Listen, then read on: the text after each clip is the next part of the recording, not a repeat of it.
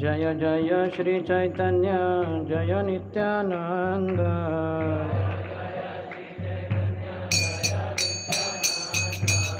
जय द्वैत चंद्र जय गौरभक्तवृंद।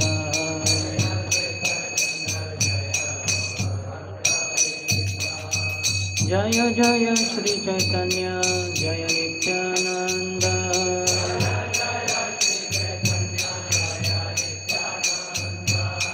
जय द्वैत चंद्र जय गौरभक्तवृंद।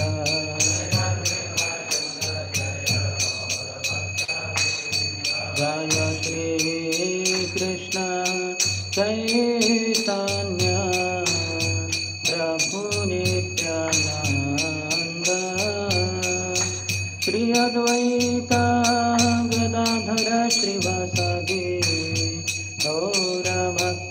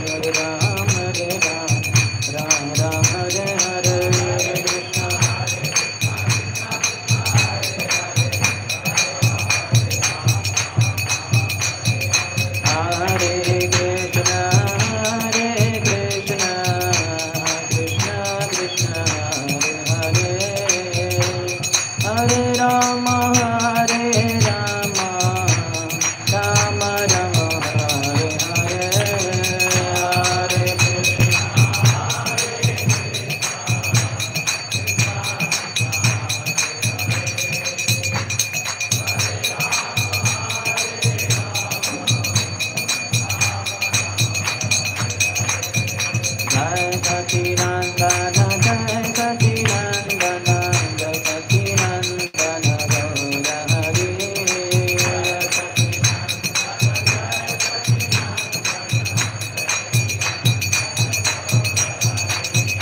नदिया बिहारी गौर हरे मायापुर चंद्र गौर हरे नदिया बिहारी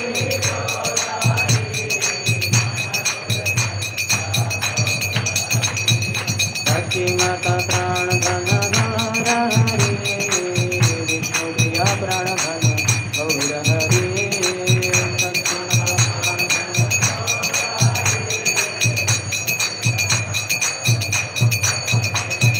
कलियुग अवतारी गौर हरे कलिमल हरे गौर हरे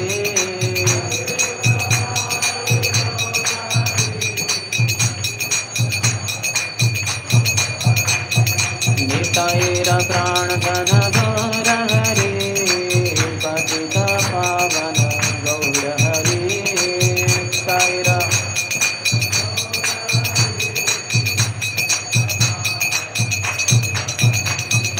गौर गौर गौर हरे जय सचिनंदन गौर हरे गौर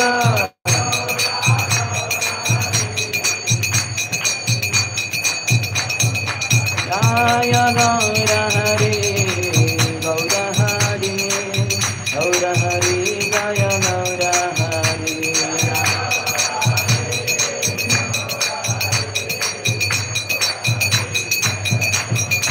जय नित्यानंद राम नित्यानंद राम नित्यानंद राम जय नित्यानंद राम नित्यानंद राम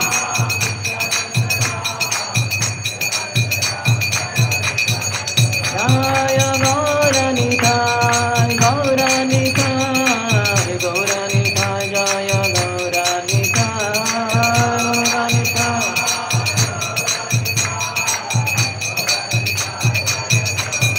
जय जय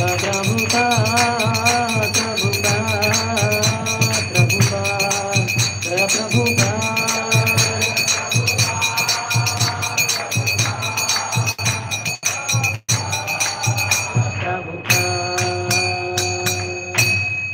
श्री हरिनाम संकीर्तन की जय। ग्रंथराज श्री चैतन्य चरितामृत की जय।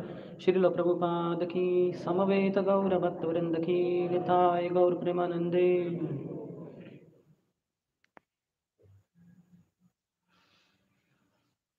ओम ज्ञानतिमिरन्धस्य ज्ञानाञ्जनशलाकया चक्षुरुन्मिलितं येन तस्मै श्रीगुरवे नमः। श्रीचैतन्यमनोभीष्टं स्थापितं येन भूतले स्वयं रूपः कदा मह्यं ददाति स्वपदान्तिकं। वन्देऽहं श्रीगुरोः श्रीयुतपदकमलं श्रीगुरून् वैष्णवांश्च श्रीरूपं साग्रजातं सहगणा रघुनाथान्वितं तं सजीवं साद्वैतं सावधूतं परिजनसहितं कृष्णचैतन्यदेवं श्रीराधा कृष्णपादान् सहगणा ललिता श्रीविशाखान्वितांश्च। नमः ॐ विष्णुपादाय कृष्णप्रेष्ठाय भूतले श्रीमते भक्तिवेदांत स्वामिन् इति नामिने। नमस्ते सारस्वते देवे गौरवाणी प्रचारिणे निर्विशेष शून्यवादी पाश्चात्यदेशतारिणे। नमो महावदान्याय कृष्णप्रेमप्रदायते कृष्णाय कृष्णचैतन्य नाम्ने गौरतिशे नमः। पंचतत्वात्मकं कृष्णं भक्तरूपस्वरूपकं भक्तावतारं भक्ताख्यं नमामि भक्तशक्तिकं। हे कृष्ण करुणा सिंधु दीनबंधु जगत्पते गोपेश गोपिका कांत राधा कांत नमोस्तुते। तप्त कांचन गौरांगी राधे वृन्दावनेश्वरी वृषभानुसुते देवी प्रणमामि हरिप्रिये वाञ्छाकल्पतरुभ्यश्च कृपा सिन्धुभ्य एव च पतितानां पावनेभ्यो वैष्णवेभ्यो नमो नमः। अजानुलम्बितभुजौ कनकावदातौ सङ्कीर्तनैकपितरौ कमलायताक्षौ विश्वम्भरौ द्विजवरौ युगधर्मपालौ वन्दे जगत्प्रियकरौ करुणावतारौ। जय श्री कृष्ण चैतन्य प्रभु नित्यानंद श्री अद्वैता गदाधर श्रीवास आदि गौरभक्तवृंद। हरे कृष्णा कृष्णा कृष्णा हरे हरे, हरे राम राम राम हरे हरे।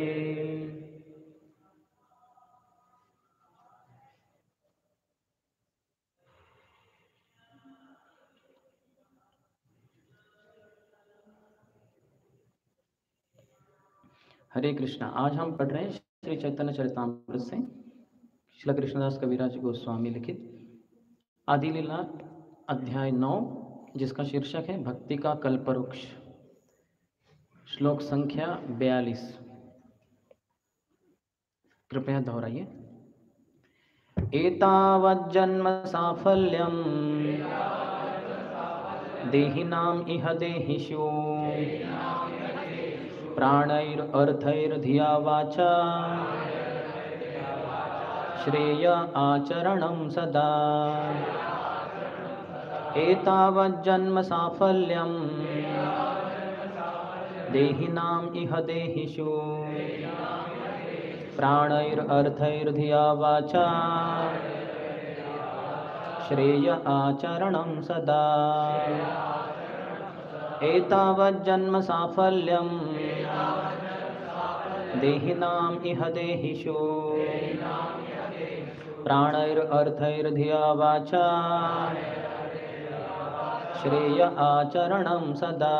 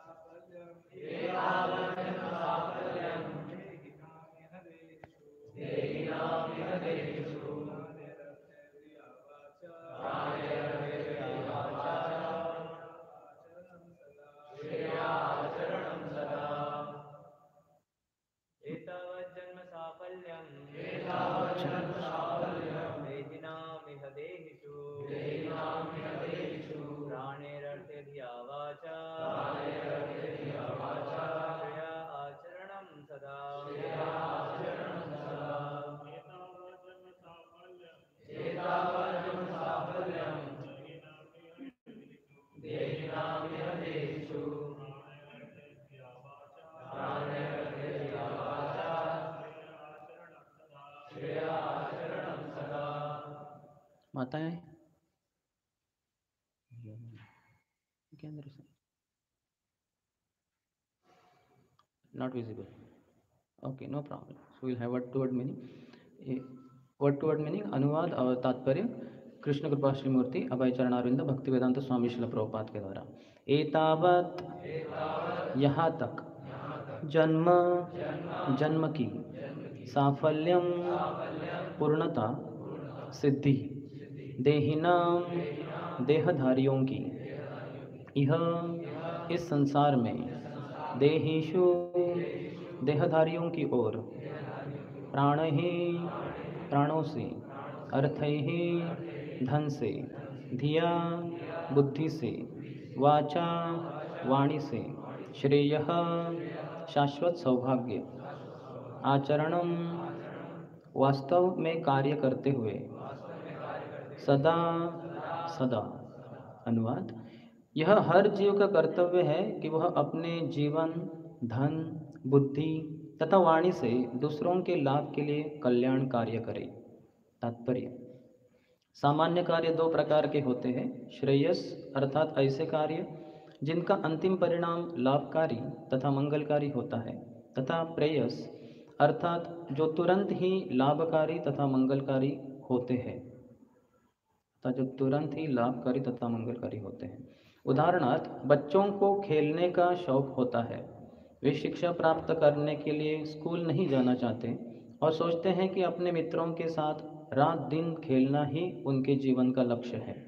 यहाँ तक कि भगवान कृष्ण के दिव्य जीवन में भी हम देखते हैं कि जब वे बालक थे तो उन्हें अपने ही समवयस्क ग्वाल बालों के साथ खेलना अत्यंत प्रिय था। वे खाना खाने तक के लिए घर नहीं जाते थे। माता यशोदा को स्वयं वहां जाकर उन्हें घर लाने के लिए फुसलाना पड़ता था। अतएव यह बच्चे का स्वभाव है कि वह रात दिन खेल में लगा रहता है और अपने स्वास्थ्य तथा अन्य महत्वपूर्ण कार्यों की भी परवाह नहीं करता। यह प्रेयस अर्थात तुरंत लाभकारी कार्यों का उदाहरण है। किंतु कुछ कार्य श्रेयस भी होते हैं जो अंततः मंगलप्रद होते हैं। वैदिक सभ्यता के अनुसार मनुष्य को भगवत भावनामय होना चाहिए। उसे यह जानना चाहिए कि ईश्वर क्या है, यह भौतिक जगत क्या है, वह कौन है और उनके परस्पर संबंध क्या है। यह श्रेयस अर्थात अंततः मंगलप्रद कार्य कहलाता है। श्रीमद् भागवत के इस श्लोक में बतलाया गया है कि मनुष्य को श्रेयस कार्य में रुचि रखनी चाहिए। श्रेयस के चरम लक्ष्य की प्राप्ति के लिए उसे अपना सर्वस्व, अपना जीवन, धन तथा वाणी केवल अपने लिए ही नहीं अपितु दूसरों के लिए अर्पित कर देने चाहिए। किंतु जब तक वह अपने निजी जीवन में श्रेयस में रुचि नहीं लेगा, तब तक वह दूसरों को श्रेयस का उपदेश नहीं दे सकता। श्री चैतन्य महाप्रभु द्वारा उद्धृत यह श्लोक मनुष्यों पर लागू होता है, पशुओं पर नहीं। जैसा कि पिछले श्लोक में मनुष्य जन्म शब्द से इंगित किया गया है, यह आदेश मनुष्यों के लिए है।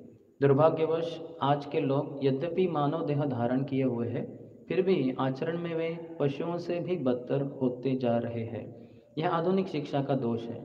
आधुनिक शिक्षक मानव जीवन के उद्देश्य को नहीं जानते।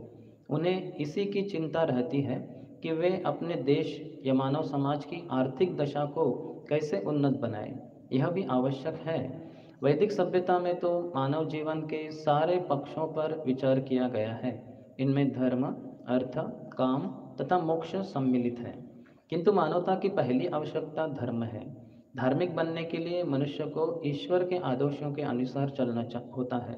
किंतु दुर्भाग्यवश इस युग के लोगों ने धर्म का तिरस्कार कर दिया है और वे आर्थिक उन्नति में लगे हुए हैं।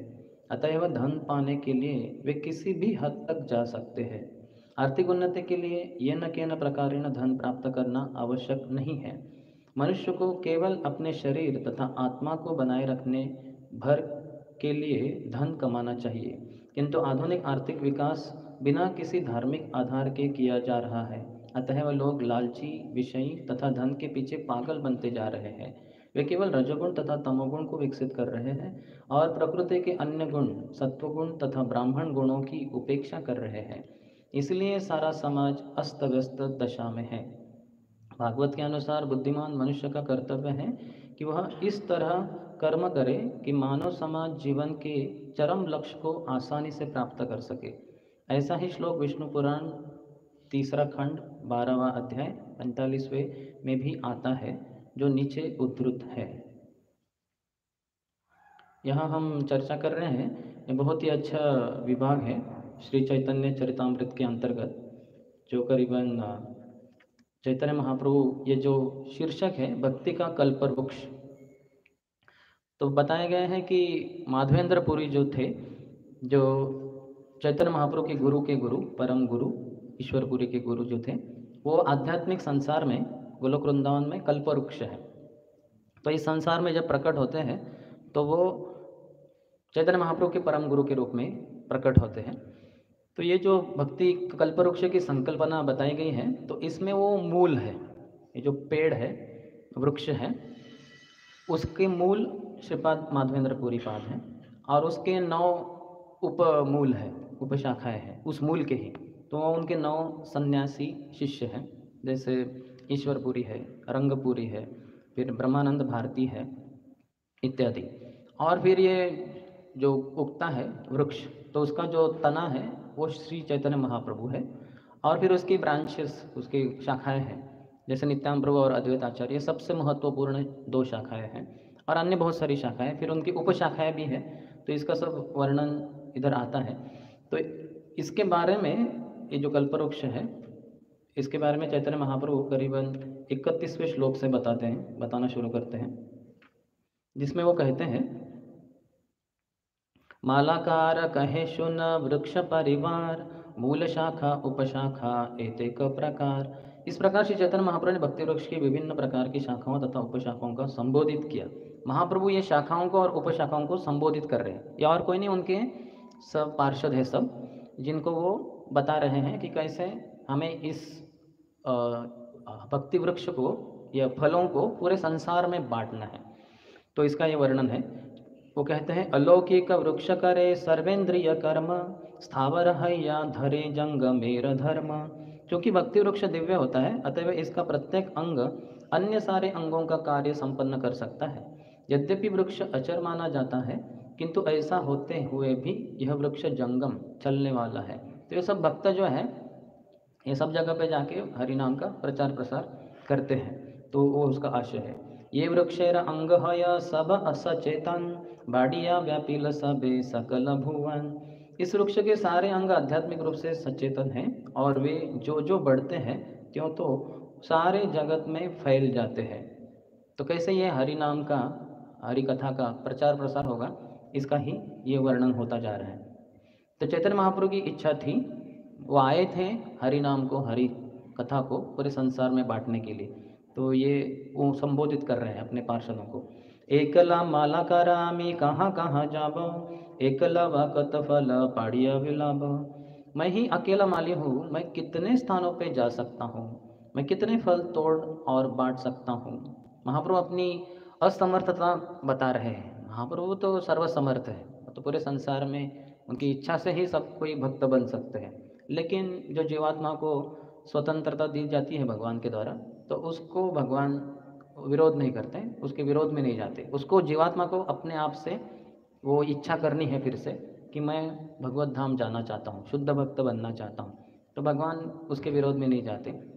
तो अभी इतने सारे फल है, वो बोले कहाँ कहाँ मैं जाऊँ और किस किस को बांटता बैठूँ, इतना दूर दूर मैं कितने फल तोड़ूँ और बांट सकता हूँ, मुझ में अकेले में वो शक्ति नहीं है। एकला उठाया दीते होय परिश्रम, केह पाय केह न पाय रहे मने भ्रम। अकेले फलों को तोड़कर उन्हें वितरित करना निश्चित ही अत्यधिक परिश्रम का कार्य है, परंतु इतने पर भी मुझे संदेह है कि कुछ लोग उन्हें प्राप्त कर पाएंगे और कुछ नहीं। सबको नहीं बांट पाऊंगा मैं, इतने सारे लोग हैं, मैं अकेला कैसे बांट पाऊँ, तो आप सब मुझे मदद करो। वो उनको ये निवेदन कर रहे हैं। तो हम देख सकते हैं चैतन्य महाप्रभु अपने पार्षदों को इसी कारण अलग अलग स्थानों पे भेज दिए। उनका जन्म तो अलग अलग स्थानों पे हुआ था, पूर्व बंगाल या पश्चिम बंगाल में। जैसे महाप्रभु प्रकट हो गए और विशेषतः ईश्वरपुरी से दीक्षा ग्रहण करने के बाद जब उन्होंने संकीर्तन आंदोलन शुरू कर दिया नवद्वीप में, 9 द्वीपों में, तो फिर उनके एक एक करके सब पार्षद वहाँ इकट्ठा होने लग गए। हरिदास ठाकुर आ गए, अद्वैताचार्य तो पहले से थे, श्रीवास ठाकुर थे, नित्यानंद प्रभु आ गए, फिर बहुत सारे आ गए वो अलग अलग जगह से, पुंडरीक विद्यानिधि इत्यादि। और बाद में महाप्रभु ने इन सब पार्षदों को अलग अलग जगह पे भी भेजा। विशेषतः जो बाद में आने वाले 6 गोस्वामी, रूप गोस्वामी, सनातन गोस्वामी, गोपाल भट्ट गोस्वामी, रघुनाथ भट्ट गोस्वामी, रघुनाथ दास गोस्वामी, जीव गोस्वामी, इन सबको तो वृंदावन ही स्थान दे दिया, क्योंकि वृंदावन में प्रचार करना महाप्रभु की बहुत उत्कट इच्छा थी, तो इसलिए इनको वहाँ का स्थान दिया। और फिर श्रीनिवास आचार्य के द्वारा उन्होंने नवद्वीप बंगाल में प्रचार किया, फिर श्यामानंद पंडित के द्वारा उड़ीसा में प्रचार किया, और नरोत्तम दास ठाकुर के द्वारा थोड़ा पूर्व बंगाल का खेतुरी, बुधारी इत्यादि गांवों में वहाँ प्रचार प्रसार किया। और फिर नित्यानंद प्रभु भी उन्होंने, हालांकि नित्यानंद प्रभु महाप्रभु का संग छोड़ना ही नहीं चाहते थे, महाप्रभु ने प्रत्यक्ष रूप में आदेश दिया कि आप जाओ बंगाल में प्रचार करो, कलकत्ता साइड में। तो फिर वो तो जाने को तैयार ही नहीं थे, तो महाप्रभु थोड़ा गुस्सा होते, कहते नहीं, आपको मेरे आदेश को पालन करना होगा, आप विवाह भी करो उसके लिए वगैरह। तो फिर नित्यानंद प्रभु जाते हैं और बंगाल में बहुत प्रचार प्रसार करते हैं, और उनके बहुत सारे पार्षदगण भी वो करते हैं। तो ये इच्छा है महाप्रभु की कि हर किसी को ये कृष्ण प्रेम के फल प्राप्त हो। तो इसमें जो उनकी सहायता करेंगे वो उनको अति प्रिय होंगे। वैसे तो भगवद्गीता में भगवान कहते हैं, अच्छा तस्मान मनुष्येषु कश्चिन में प्रिय कृतमः, मुझे उससे बढ़कर और कोई अधिक प्रेमी नहीं है, प्रिय नहीं है, जो मेरे इस वचनों को दूसरों को बताए। तो जो भी प्रचारक के रूप में कार्य करेंगे वो महाप्रभु को, भगवान कृष्ण को बहुत ही प्रिय है। जैसे सेल्समैन्स होते हैं किसी कंपनी के, तो वो जो कंपनी का प्रोडक्ट है जिससे मालिक को मुनाफा होगा, उसको घर घर या दुकान दुकान जाकर, ऑफिसों में जाकर बांटते हैं। तो वो जो मालिक होते हैं बहुत प्रसन्न होते हैं और फिर उनको कुछ तो सैलरी देते हैं, मुनाफा देते हैं वगैरह। उनसे बहुत प्रिय रहते हैं, उनके लिए बहुत सारे सुविधाएं भी प्रदान करके देते हैं। जैसे उनको शायद मोबाइल देंगे, उनको लैपटॉप देंगे, उनको टू व्हीलर देंगे या पेट्रोल का खर्चा देंगे, क्योंकि वो अपना आदमी है। अपना जो प्रोडक्ट उत्पादन है उसको घर घर हर जगह पे जाके बांट रहा है, उससे हमें मुनाफा हो रहा है, तो इसलिए उनको बहुत सुविधा प्रदान की जाती है। तो ऐसे ही जो प्रचार कार्य में मदद करेंगे उनको कृष्ण की, भगवान चैतन्य महाप्रभु की और सभी आचार्यों की प्रचुर मात्रा में कृपा प्राप्त होगी। वो बहुत शक्तिशाली बनेंगे। अर्थात प्रचार करने के लिए भी शक्ति चाहिए, उसका वर्णन आएगा आगे, जैसे हमने तात्पर्य में पढ़ा। लेकिन वो करने से बहुत कृपा प्राप्त होती है, क्योंकि महाप्रभु कह रहे कि मैं सबको नहीं बांट सकता, किसी को मिलेगा शायद फल, किसी को नहीं मिलेंगे। अतएव आमी आज्ञा दिलु सब आकारे, यहाँ तहाँ प्रेम फल देह जारे तारे। अतएव मैं इस ब्रह्मांड के हर व्यक्ति को आज्ञा देता हूँ कि वह इस कृष्ण भावनामृत आंदोलन को स्वीकार करे और इसे सर्वत्र वितरित करे। तो ये सबके लिए ही ये उपदेश है कि आप जाओ सबको, दूसरों को प्रचार प्रसार करो। तो हमें कि कोई भक्त प्रचार प्रसार करेंगे, कुछ ज्ञान देंगे, भक्ति की प्रक्रिया देंगे, नवविधा भक्ति वो हम शुरू करेंगे, उससे फिर हम दूसरों को जाके भी प्रचार प्रसार कर सकते हैं। एकला माला करा आम्ही कत फल खाब, ना दिया वा ए फल आरकी करीब। मैं अकेला माली हूँ, यदि मैं इन्हें वितरित न करूँ तो मैं इनका क्या करूँगा? अकेले में कितने फल खा सकता हूँ? तो वो कितने फल खाते होंगे। जैसे हमें बहुत कुछ मिला नहीं, स्वीट्स वगैरह, तो बहुत इच्छा होती कि गुलाब जामुन बने हैं, हमें मिले वगैरह। लेकिन आपको अगर 10,000 या 10 करोड़ गुलाब जामुन दिए जाए, अब बोले ये तो इतना तो बहुत ही ज़्यादा हो गया, मैं कितना दबा दबा के भी खाएंगे तो कितना खाएगा आदमी, 30 40 50 100 समझ लीजिए। पता है फिर बाद में उसके कॉन्सिक्वेंसेस, परिणाम भी होंगे, दुष्परिणाम, बहुत खाएंगे तो अभी ये गुलाब जामुन ऐसे पड़े रहेंगे तो सड़ जाएंगे, खराब हो जाएंगे, तो इसको बांटना चाहिए जल्द से जल्द। तो हम इतने दानी बन जाएंगे, जो कोई सामने आए प्रभु ये ले लो, कितने चाहिए, 5 ले लो, 10 ले लो, 100 ले लो, तो वो आप भी बांटो, है कि नहीं? क्योंकि वो फटाफट बांटने होंगे, नहीं तो फिर वो खराब होते जाएंगे। तो वैसे ही है, फल तो और भी जल्दी खराब हो सकते हैं। तो महाप्रभु की ये इच्छा है कि जल्द से जल्द इसको बांटा जाए सभी जीवात्माओं को, क्योंकि भगवान कृष्ण सभी जीवात्माओं के माता पिता है। तो वो चाहते हैं कि उनसे बिछड़े हुए सब पुत्र जो इस संसार में आए हैं स्वतंत्र होकर भोग करने के लिए, वो सब उनके पास वापस आ जाए। तो उसके लिए वो कैनवासिंग करने भेजते हैं सभी भक्तों को। तो हम जानना चाहिए कि भगवान को ये क्रिया बहुत ही प्रिय है। जितना हम प्रचार करेंगे दूसरों को, प्रचार यानी क्या, एक व्यक्ति को भगवान के पास में लाना, कितना हम पास लगते हैं वो हमारे ऊपर है। तो भगवान के पास लाते लाते लाते जाएंगे तो हम भी भगवान के पास पहुंच जाएंगे। जैसे मैं अगर आपको दिल्ली लेके जाऊं तो मैं कहाँ पहुंचता हूँ? मैं खुद दिल्ली पहुंच जाता हूँ। तो उसी तरह से जो भगवान के पास लाने के लिए जो हम प्रयत्न करते हैं प्रचार के द्वारा, उसके द्वारा हम तो भगवान के बहुत ही प्रिय रहेंगे और भगवान के पास भी आ जाएंगे और अधिकाधिक भगवान के हृदय में ही स्थान मिलेगा। तो महाप्रभु कहते कि मैं कितना फल खा सकता हूँ।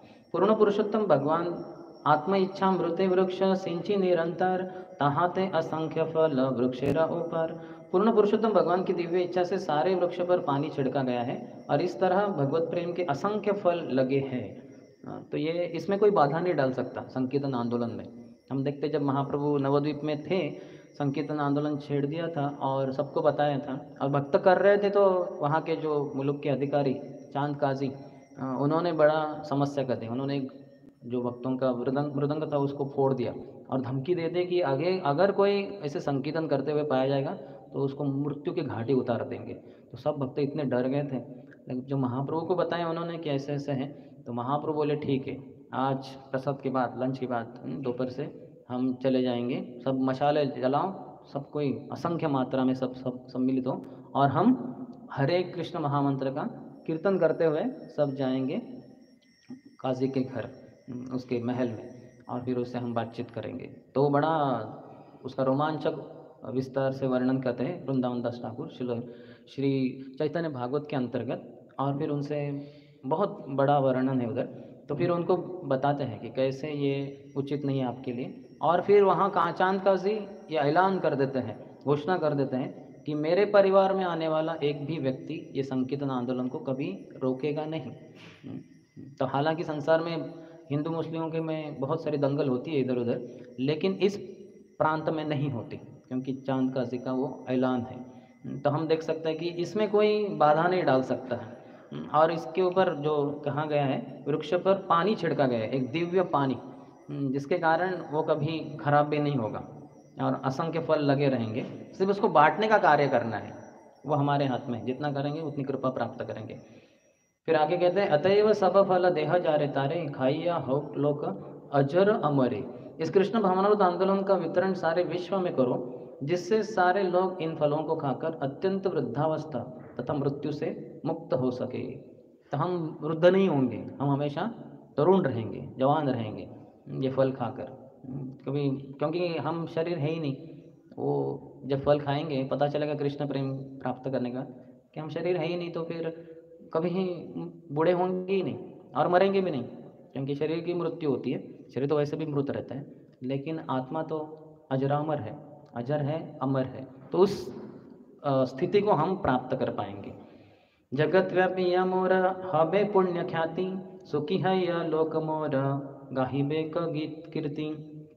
यदि फलों को सारे विश्व में वितरित किया जाए तो पुण्यात्मा के रूप में मेरी ख्याति सर्वत्र फैलेगी और सारे लोग अत्यंत प्रसन्नतापूर्वक मेरे नाम की महिमा का गान करेंगे। फिर उसके बाद जो आपने पिछली बार देखा होगा 41वां श्लोक बहुत ही महत्वपूर्ण। भारत भूमि ते हैला मनुष्य जन्म जार, जन्म सार्थक करी कर पर उपकार। तो विशेषता भारतवासियों के लिए ये भगवान की आदेश ही है। जिसने भारत भूमि भारतवर्ष में मनुष्य जन्म लिया है, उसे अपना जीवन सफल बनाना चाहिए और अन्य सारे लोगों के लाभ के लिए कार्य करना चाहिए। तो जो भारत भूमि का भारतवर्ष भी बताया गया, तो भारतवर्ष तो वैसे बहुत बड़ा है, इसमें तो पृथ्वी तो आ गई और भी 9 खंड है। ये सब मिला के जो 9 ये है, क्या कहते हैं उसको, वर्ष है। तो उसमें से हरि वर्ष, किम पुरुष वर्ष इत्यादि, तो उसमें से सबसे दक्षिण दिशा में जो आता है वो भारतवर्ष, जो हिमालय के इस पार है। लेकिन हिमालय ये वाला हिमालय नहीं जो सिर्फ 8 शायद किलोमीटर ऊंचा है, जो हजारों किलोमीटर ऊंचा लंबा चौड़ा है, वो हिमालय जो इस तरफ भारतवर्ष को रखता है भूमंडल के उस जम्बू द्वीप को। तो वहाँ फिर 9 खंड भी आते हैं, उसमें से एक भूखंड भी है जो पृथ्वी हम कहते हैं। लेकिन महाप्रभु ने 500 साल पहले कहा है, तो उस समय वैसे भारत, ये वाला भारत भूमि भी है।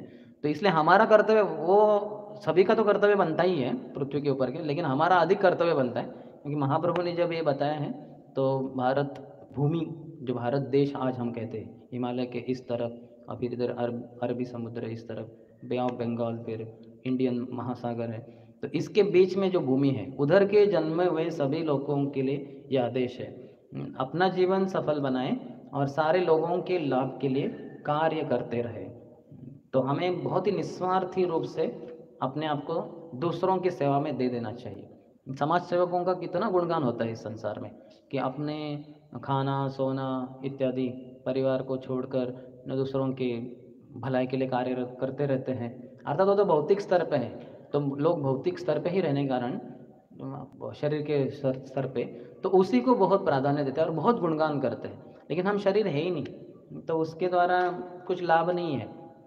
उल्टा काफ़ी जगह पे ऐसे भी बताया गया है भक्तिनाथ ठाकुर इत्यादि महान आचार्यों के द्वारा, कि ये बहुत ही खतरनाक है, क्योंकि जीवात्मा को ये बताया जा रहा है कि भगवान ने तुम्हें इतना बुरा स्थिति में रखा है, लेकिन हम देखो कैसे तुम्हारी स्थिति को सुधार रहे हैं, तो हम ही असलियत में भगवान हैं, हमारी पूजा करो।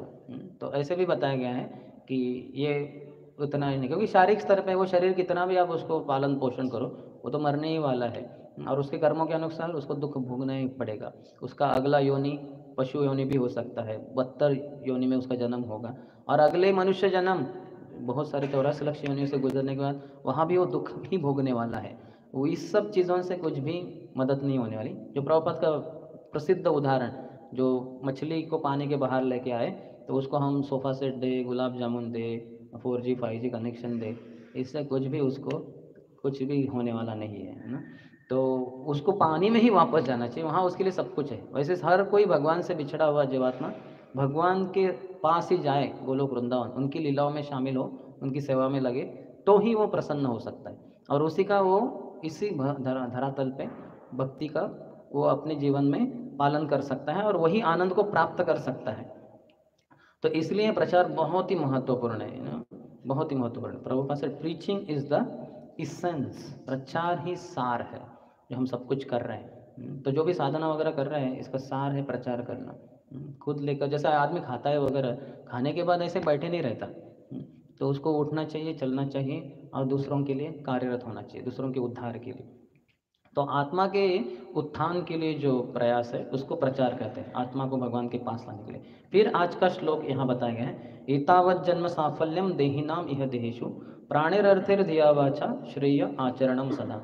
यह हर जीव का कर्तव्य है कि वह अपने जीवन, धन, बुद्धि तथा वाणी से दूसरों के लाभ के लिए कल्याण कार्य करे। तो ये हर किसी को, जैसे भगवान ने कहा है पत्रम पुष्पम फलम तोयम, हो सकता है किसी के पास पत्ता नहीं है या पुष्प नहीं है, महंगा है, खरीद नहीं पा रहे हैं, तो फिर ठीक है, चलो कुछ भी नहीं तो पानी तो दे सकते हो। ऐसे जो भगवान ने सब कुछ पॉसिबिलिटीज, संभावना है, उसको कवर कर दिया। कि कोई नहीं बोल सकता कि मैं भगवान की भक्ति नहीं कर सकता। उसी तरह से प्रचार के लिए भी कोई नहीं बोल सकता कि नहीं मेरे पास तो, मैं ब्रह्मचारी सन्यासियों की समान मैं अपना सब कुछ नहीं, जीवन नहीं दे सकता, मुझे बहुत सारे भौतिक कार्य हैं, भौतिक आसक्तियाँ हैं, मैं नहीं ये सब छोड़ सकता।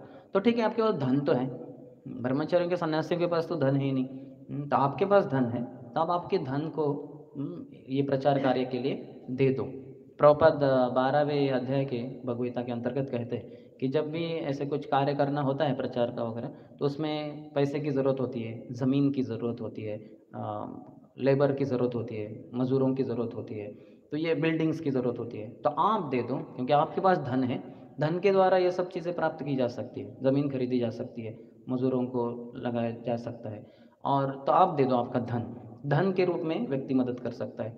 कोई कहता है कि मेरे पास धन भी नहीं, मैं अपना जीवन भी नहीं पा रहा हूँ, दे पा रहा हूँ, धन भी नहीं है, तो बुद्धि तो है, तो बुद्धि को इस्तेमाल करते हुए इस प्रचार में मदद करो। जैसे अलग अलग प्रकार के भक्त हैं, उन्होंने अलग अलग प्रकार से अपने बुद्धि को इस्तेमाल करते हुए प्रचार को बहुत आगे बढ़ाया है। अलग अलग इनोवेटिव आइडियाज़, नए नए तरीके, जैसे अभी ये ऑनलाइन प्रीचिंग हमारा शुरू हुआ, कोविड में तो लोग अपने घरों में बंद रहे, लेकिन भक्तों ने इसको अच्छे से इस्तेमाल करके ऑनलाइन क्लासेस इतने सारे दे दिए, बहुत लोगों को, जहाँ हम पहुँचे नहीं थे जिन लोगों तक, उन लोगों तक पहुँच गए ऑनलाइन क्लासेस के द्वारा। और अभी बहुत सारे भक्त बहुत प्रसिद्ध है ऑनलाइन फील्ड में, और बहुत सारे उनके प्रवचन चलते रहते हैं, बड़े लीडर बन गए, उनके बहुत सारे फॉलोअर्स आ गए हैं। तो वैसे बुद्धि हम लगा सकते हैं, तथा वाणी से, अपने वाणी से दूसरों को प्रचार करें। तो ये 4 प्रकार हैं, कोई ना कोई इसमें से एक प्रकार से व्यक्ति ज़रूर मदद कर सकता है प्रचार के कार्य में। तो मूलतः ये जो श्लोक है वो श्रीमद् भागवतम के अंतर्गत दशम स्कंद में 22वें अध्याय में 29 से 35वें श्लोकों तक इसका बहुत सुंदर वर्णन करते हैं। तो वहाँ बताए गए हैं कि जब भगवान कृष्ण थे ग्वाल बाल के रूप में, और वो गायों को चराते चराते एक बार अपने ग्वाल बाल मित्रों से घिरे हुए वो चलते गए घने जंगल में, वो चले गए, और वहाँ सूर्य प्रकाश बहुत ही तीव्र था। तो उस समय भगवान कृष्ण ने देखा कि वहाँ बहुत सारे पेड़ है जो छाते के रूप में कार्यरत है। तो भगवान उनके छाया में जाके वहाँ खड़े हो गए, और फिर उन्होंने अपने सभी मित्रों को बुलाया। हे स्तोक कृष्ण हे अंशो श्रीदामन सुबलार्जुन विशाल वृषभोजस्विन देवप्रस्थ वरुथप पश्यैतान् महाभागान् पार्थै परार्थैकान्तजीवितान् वातवर्षा तपहिमान् सहन्तो वारयन्ति नः।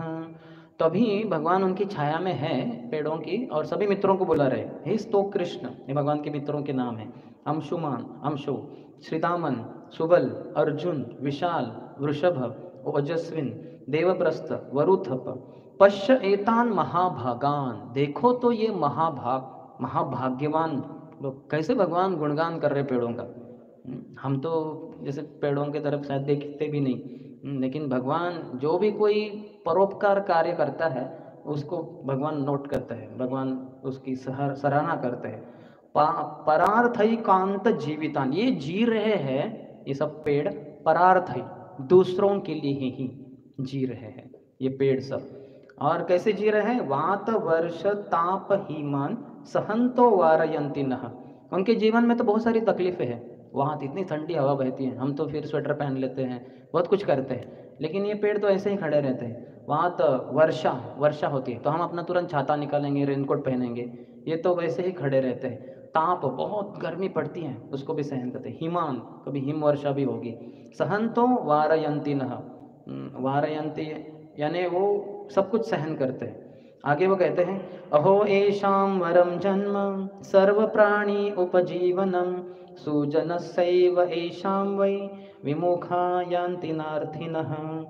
वो भगवान कहते हैं कि अरे देखो ये जो पेड़ है कैसे दूसरी जीवात्माओं का पालन पोषण कर रहे हैं, उनका जन्म ये यश हो गया, यशस्वी हो गया, उनका जो व्यवहार है वो महान जो भाग्यवान लोग होते हैं, परम दानी, उनके समान है। क्योंकि इन पेड़ों से जो भी कोई कुछ मांगता है कभी भी हताश होके जाता नहीं, उनको वो दे ही देते हैं ये पेड़। आगे कहते हैं, पत्र पुष्प फल छाया मूलवल्कल दारुभिः गंध निर्यास भस्मास्थि तोक्मयी कामान वितन्वते। ये फल किस किस रूप में सेवा करते हैं अपने शरीर के द्वारा? तो कहते पत्र, अपने पत्ते देते हैं। जैसे हम देखते हैं कि जब भगवान राम जंगल में रहते थे 14 साल का वनवास, तो हर रात को जहाँ रुकना है तो लक्ष्मण जी हैं पत्तों को लेके पर्णकुटी बनाते थे, पत्तों के द्वारा ही। तो पत्ते देते हैं वो, कुछ कुछ पत्ते तो हम जो जैसे बनाना, ये जो है बनाना के पत्ते भी हैं, केले के, वो तो बहुत ही मंगलदायी माने गए हैं। वैसे ही जो मैंगो के होते हैं, आम के, उसको तोरण के रूप में लगाया जाता है घरों को।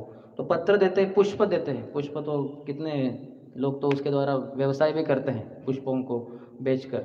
फल, फल भी लोग खाकर उसके द्वारा उनका पालन पोषण होता है। छाया, दूसरों के लिए छाया देते, खुद धूप में रहेंगे, खुद वर्षा में रहेंगे, लेकिन दूसरों को उससे बचाएंगे। मूल, उनके मूल भी, जैसे कंद मूल कहते हैं, तो मूल खा के भी व्यक्ति जीवन जी सकता है। वैसे भी हम मूल खाते हैं, जैसे वो सूरण वगैरह होता है, ऐसे बहुत सारे मूल हैं जो हम आज की तारीख में भी इस्तेमाल कर रहे हैं। वलकल, जो ब्रह्मचारियों के लिए बताया गया है गुरुकुल में, उनको वलकल पहनना चाहिए, जो उसका जो बार्क, खाल क्या कहते हैं उसको, छाल, जो छाल होता है उसके द्वारा, जैसे एक तरीके का कपड़ा, या नहीं कपड़ा भी नहीं, वो बहुत कठिन रहता है पहनना। जैसे जो क्षत्रिय लोग कैसे वो आर्मर पहनते हैं, क्या कहते हो आर्मर को, कवच, कवच कैसे पहनते हैं, वो लोहे का रहता है, वैसे ही ये बार्क उसकी छाल का रहता है। तो वैसे ही, वैसे यानी वैसे ये कुछ गोलियों से बचने के लिए नहीं है, लेकिन ये तपस्या के लिए होता है ब्रह्मचर्यों के लिए, तो गुरुकुल में वैसे पहनते हैं। मूल वलकल दारू भी, तो दारू भी यानी उसका लकड़ी, लकड़ी के द्वारा कितने सारे घर बनाए जाते हैं, फर्नीचर्स बनाए जाते हैं, उसका भी बड़ा व्यवसाय होता है आज की तारीख में। गंध, वो बहुत अच्छे से गंध देते हैं, फ्रैग्रेंस। और फिर निर्यास, निर्यास यानी सैप, सैप यानी उससे जो निकलता है, क्या कहते हैं उसको, लिक्विड, गोंद, गोंद बचपन में कितने जनों ने इस्तेमाल किया है। तो हम तो खरीदते नहीं थे उसको, अर्थात पेड़ को थोड़ी तकलीफ देते थे फिर वो आता था, फिर उसको निकाल के नोटबुक्स वगैरह सब चिपकाने के इधर उधर करते रहते थे। भस्म, उसके द्वारा एशेस भी मिलते हैं, भस्म। फिर अस्थि यानी पल्प, उसका पल्प भी होता है। फिर तोकमई, तोकमई यानी यंग शूट्स, जैसे जो अगर आप देखें उगादि के दिन, चैत्र पूर्णिमा, चैत्र प्रतिपदा, जब चैत्र महीना शुरू होता है, नया साल, तो एक उत्सव माना जाता है। साउथ इंडिया में उसको उगादि कहते हैं, गुड़ी पाड़वा कहते हैं, पता नहीं इधर क्या कहते हैं। तो उस समय जो आम का जो पेड़ होता है उसमें नए शूट्स, यंग शूट्स आते हैं, तो वो उसके द्वारा निकाल कर बहुत सारे स्वादिष्ट खाद्य पदार्थ या पेय पदार्थ बनाए जाते हैं। तो तोकमई, कामान, जो भी जिस इच्छा करते हैं लोग, वो सब चीज़ें ये प्रदान करते हैं, ये सब पेड़ पौधे। और फिर भगवान कहते हैं ये वाला श्लोक, ये अंतिम श्लोक है इसी श्रृंखला में, 29 से 35 के बीच में। एतावत् जन्म साफल्यम देहिनाम इह देहिषु प्राणैरर्थैर्धिया वाचा श्रेय आचरणम सदा। तो इन जनों का जन्म सफल हो गया है, ये पेड़ों का, क्योंकि इतनी सारी सेवाएं करते हैं हर किसी की, कोई खाली हाथ जाएगा नहीं पेड़ के पास आने के बाद, सब कुछ होगा। देहिनाम यह देहिषु प्राणेर अर्थे धिया जा, अभी हम सबके लिए बताया गया है कि इस तरह से हमें सेवा करनी। देखो ये पेड़ों को कितने महान हैं, महान सौभाग्यशाली हैं, दूसरों की सेवा में लगे हैं। तो आप भी ऐसा करो, प्राण से अपना प्राण देकर अपना पूरा शरीर अपना जीवन दे दो भगवान के प्रचार प्रसार के लिए, या नहीं तो फिर धन दे दो, नहीं तो बुद्धि दे दो, नहीं तो फिर अपने वाणी से तो प्रचार प्रसार करो। तो प्रभुपाद दो चीज़ें बता रहे तात्पर्य में, श्रेयस और प्रेयस। जैसे उदाहरण दिया बच्चों का, तो बच्चों को अगर बताया जाए कि एक हाथ में हम 100 रुपये का नोट रखें और दूसरे हाथ में एक कैडबरी चॉकलेट रखें और उनको बोलेंगे चुनो दोनों में से एक, तो वो क्या चुनेगा? Cadbury chocolate. तुरंत उसको खोल के वो खाना भी शुरू कर देगा। तो लेकिन उसको ये बुद्धि नहीं होती कि ये जो है 100 रुपये उसमें बहुत सारे कैडबरी चॉकलेट्स हैं। अर्थात ये उदाहरण भौतिक है, तो बहुत कैडबरी चॉकलेट खाएगा तो उसके लिए अच्छा नहीं है, लेकिन फिर भी देखा जाए तो बहुत लाभकारी है। लेकिन समस्या क्या है, 100 रुपये लेने होंगे, फिर बाज़ार में जाना होगा, वहाँ से ख़रीदना होगा, फिर घर आना होगा, फिर उसको खोल के फिर खा सकता है, तो बड़ा समय लगेगा। तुरंत तो कुछ हाथ में मिल नहीं रहा है। वो उसके अनुसार बोला जाए तो एक कागज़ का पत्ता मिल रहा है उसके हाथ में, लेकिन उसको वो बुद्धि नहीं है। तो उसी तरह से सामान्य जनता जो होती है उनको वो बुद्धि नहीं होती शारीरिक चेतना में, वो जो तुरंत के जो प्लेजर्स हैं, जो भी खुश सुख है, उसके लिए ही झपट पड़ते हैं, ये ना सोचकर कि आगे क्या होगा। जैसे तमोगुणी लोग तो हैं, जैसे बीड़ी सिगरेट फूकते हैं वगैरह, उनको समझ में नहीं आता कि इसके द्वारा उनके लंग्स खराब हो जाएंगे, और पैसा तो जा ही रहा है। ऐसे कहते हैं कि 2 F है उस सिगरेट के दोनों तरफ। एक जगह पे फायर है जो सिगरेट जलाते हैं, और दूसरी तरफ फूल है, मूर्ख है जो फूक रहा है उसको, सिगरेट को।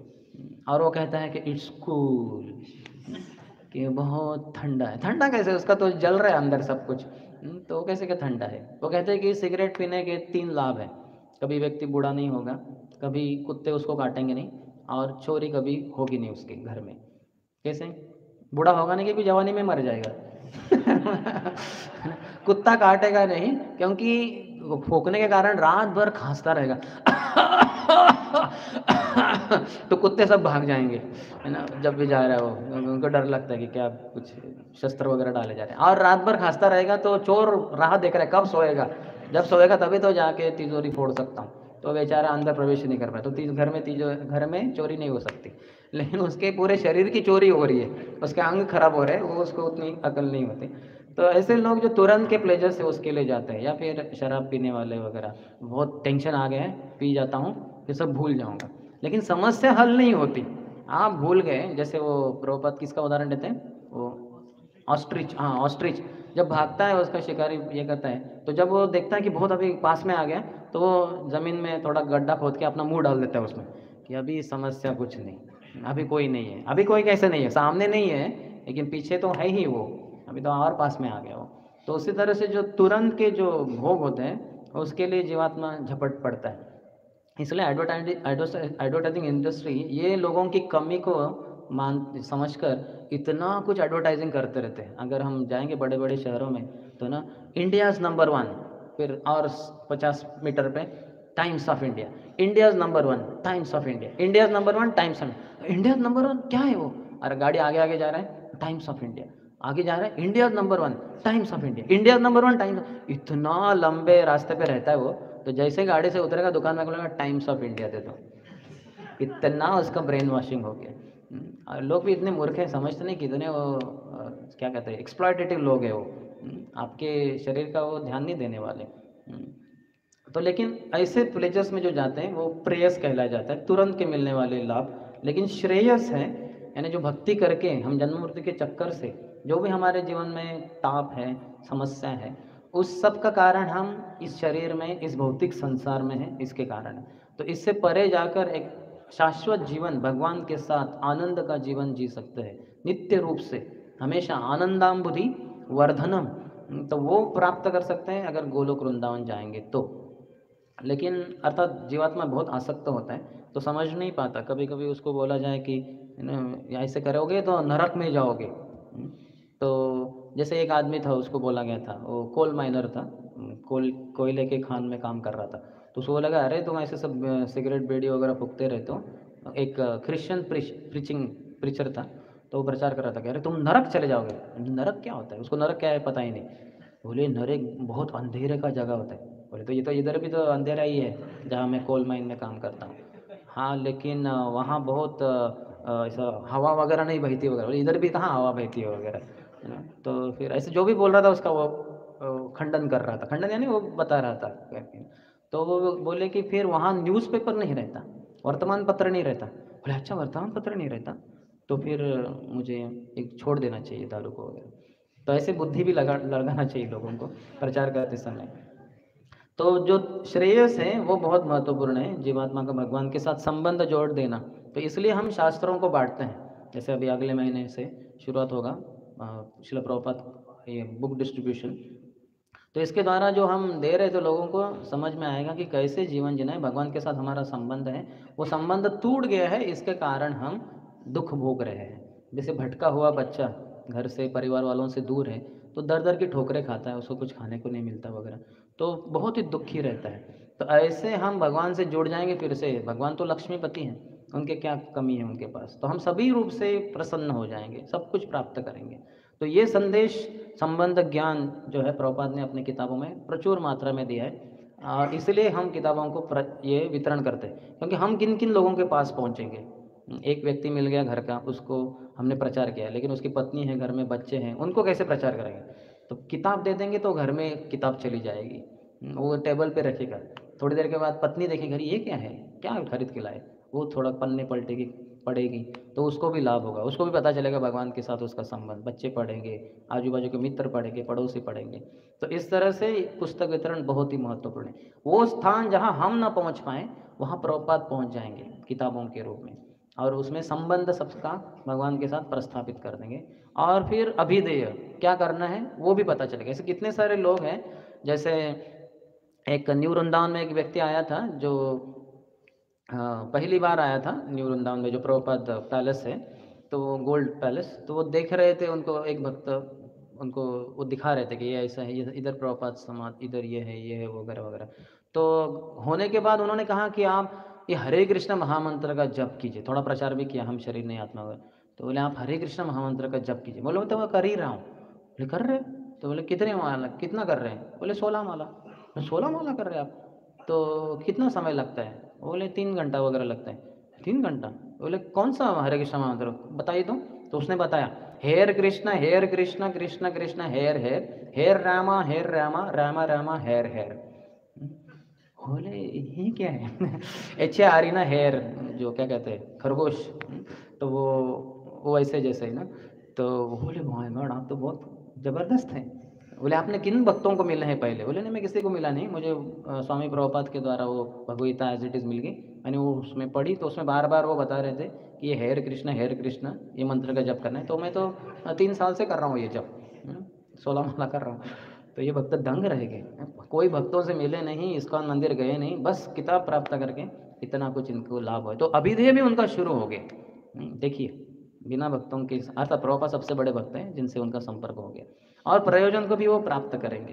तो इस तरह से ये श्रेयस बहुत महत्वपूर्ण है। हालांकि ये लॉन्ग टर्म प्लान है, ये जीवन भर करना है, या जीवन के बाद जीवन में करते रहना चाहिए। तो इसके लिए उत्साही होना चाहिए हम सबको, स्वयं प्रत्यक्ष रूप में, जैसे प्रभुपाद ने खुद उसको कहा है। किंतु जब तक वह अपने निजी जीवन में श्रेयस में रुचि नहीं रखेगा लेगा, तब तक वह दूसरों को श्रेयस का उपदेश नहीं दे सकता।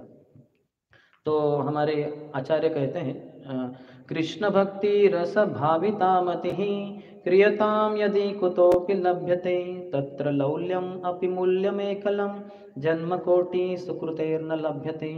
तो कहते कि कृष्ण भक्ति रस भाविता, यहाँ से वो कृष्ण भावनामृत संघ ये शब्द आता है।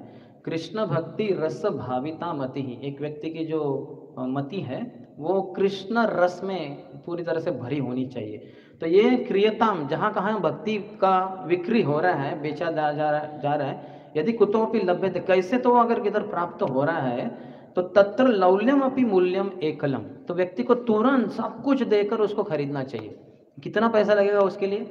उसके लिए पैसा नहीं लगेगा, उसके लिए लौल्यम लगेगा, इंटेंस ग्रीड, बहुत लालची होना चाहिए कि ये मुझे भक्ति चाहिए, मुझे कृष्ण भक्ति चाहिए। ये सबसे बड़ा बल है। इसके द्वारा मैं भगवान को ही प्राप्त कर लूँगा, लक्ष्मीपति मेरे स्वामी बनेंगे, और फिर जीवन में क्या बचेगा? कुछ नहीं प्राप्त करने की ज़रूरत, सब कुछ मिल जाएगा। तो लौल्यम का मूल्य अदा करके हमें इसको खरीदना है। जन्म कोटि सुकृतेर न लभ्यते, कोटि कोटि जन्मों के सुकृति के बाद भी कृष्ण भक्ति प्राप्त नहीं होती, तो इसलिए इसके लिए बहुत ही उत्साह होना चाहिए। तो प्रभुपाद उसके बारे में इधर कह रहे हैं कि खुद के जीवन में बहुत उत्साही होना चाहिए। तो हम जब प्रचार भी कर रहे हैं, पहले तो है कि जो भक्ति के कार्य हैं उसमें बहुत रुचि होनी चाहिए। जहाँ कहाँ कुछ श्रवण करें, कीर्तन करें, भगवान का स्मरण करें, जप करें, इन सभी क्रियाओं में बहुत भक्तों को सक्रिय होना चाहिए। ऐसे आलसी नहीं रहना चाहिए कि नहीं अभी बहुत हो गया। ऐसा काफ़ी बार हो जाता है, भक्त कहते हैं कि अभी हमने बहुत कर लिया। जैसे वो खरगोश था, कछुए के साथ दौड़ में भाग लेते लेते बाद में उसने सोचा मैंने बहुत दौड़ लिया, तो अभी बहुत आ गया, तो अभी थोड़ा रेस्ट करते। तो रेस्ट नहीं करना चाहिए। वो भौतिक स्तर पे है तो उसको थक जाएगा। वो आध्यात्मिक स्तर पे हम आए हैं तो थकेंगे नहीं, उल्टा और लालची बनेंगे और उत्साही बनेंगे भक्ति प्राप्त करने के लिए। तो श्रवणम कीर्तनम ये सब प्रभुपाद की किताबें पढ़ना, ये सब क्रियाओं में, आध्यात्मिक क्रियाओं में बहुत उत्साह होना चाहिए। इसके लिए सत्वगुण में है तो स्वाभाविक रूप से ये रहेगा, लेकिन रजोगुण तमोगुण में तो शुरुआत में रहेंगे साधक के रूप में। लेकिन ये सब भक्तिमय क्रिया करते करते, महान भागवतों की सेवा करके, ग्रंथ भागवत की पढ़ाई करके, अगर हम सत्वगुण में आ गए तो उत्साह हमारा कायम रहेगा, दिन प्रतिदिन बढ़ता जाएगा। नहीं तो फिर व्यक्ति थक जाता है। श्रेयस के बारे में वो सोचता है कि अभी बहुत हो गया हमारा भक्ति, थोड़ा आराम करना है, तो वो अच्छा नहीं है। तो बहुत उत्साही होना चाहिए, क्योंकि शक्ति है हमारे अंदर तो ही तो दूसरों को प्रदान कर सकते हैं। एक अन्य उदाहरण दिया जाता है, जैसे जो कुआं है जो दूसरों को पानी देता है, लोग उसमें से अपना कुछ बर्तन डाल के पानी निकाल लेते हैं। तो ऐसे बहुत सारे सैकड़ों लोग रोज़ाना के तौर पे पानी लेते लेते लेते वो कुआं तो पूरा सूखा हो जाएगा, लेकिन उसके अंतर्गत ही अगर वो रिसोर्स है, वो सोर्स है, झरना है कुछ तो अंदर से, तो वो पानी बराबर भर देगा। तो कितने भी लोग आए रोज़ाना के तौर पे और पानी निकालते जाएं, क्योंकि इसमें वो झरना है अंदर से नीचे से, तो इसके कारण इसमें पानी हमेशा रहेगा। और फिर वो कितने भी लोग आते रहें, कितने भी समय के लिए, वो देता ही रहेगा। तो हमें अपने लिए भी लेना चाहिए। परोपकार करते समय जन्म सार्थक भी करने के लिए प्रयत्नशील रहना चाहिए। ऐसा भी नहीं कह सकते हैं कि पूरी तरह से शुद्ध होने के बाद प्रचार करूँगा, क्योंकि उसमें बहुत दम रहेगा। नहीं, जितना है उतने से आप करते रहो और फिर अपने आप को और शक्ति बढ़ाते भी रहो उसको आध्यात्मिक क्रियाओं के द्वारा। वो करेंगे तो फिर हम कभी भी सूखे नहीं पड़ेंगे, हमेशा दूसरों को बांटने में सर्वसमर्थ रहेंगे। प्रभुपाद कहते हैं कि ये मानवों के लिए है, पशुओं के लिए नहीं है। और इसमें बड़ी समस्या है, आज लोग पशुओं के समान या पशुओं के भी नीचे स्तर पे जा रहे हैं, क्योंकि जो मॉडर्न एजुकेशन है, आधुनिक शैक्षणिक संस्थाएं, इसमें जो बच्चों को पढ़ाया जाता है उसमें आत्मा के बारे में कुछ भी पढ़ाया नहीं जाता। इसलिए प्रभुपाद कहते थे कि ये आध्यात्मिक कत्तल खाने हैं। तभी जो स्कूल्स है, कॉलेजेस है, यहाँ भी आ रहे होंगे बड़े बड़े स्कूल्स कॉलेजेस, सब बच्चे जाते बेचारे छोटे छोटे मेमने के समान, भेड़ बकरियों के समान, और अंदर जाके ये टीचर उनको काटते रहते हैं सालों साल, और 10वीं तक वो पूरा काटा जाता है। फिर वो कॉलेज में जाएगा तो उधर वो दूसरे बड़े कत्तल खाने वाले लोग हैं, वो काटते रहते हैं। इसलिए तो प्रभुपाद जब MIT में गए थे, मैसाचुसेट्स इंस्टीट्यूट ऑफ टेक्नोलॉजी में, तो उनको बड़े बड़े वहाँ के विभाग दिखाएंगे। प्रभुपाद ये हमारा भौतिक शास्त्र है, ये रसायन शास्त्र है, ये जैव शास्त्र है, माइक्रोबायोलॉजी, ये कंप्यूटर। प्रभुपाद कहें वो विभाग कहाँ है जिसमें जीवित और मृत में जो अंतर है वो बताया जाता है। बोले वैसे तो हमारे पास कोई विभाग नहीं। प्रभुपाद कहें फिर ये तो बकवास है, सब किसी भी काम का नहीं है, ये व्यर्थ है सब, उल्टा जीवात्मा को भगवान से दूर लेके जाता है। और भक्ति विनोद ठाकुर वो कहते हैं, जड़ विद्या मायार वैभव तोमार भजने बाधा, मोह जन्मिया अनित्य संसारे जीव के कर ये गधा। वो कहते हैं कि जड़ विद्या मायार वैभव, ये माया का वैभव है।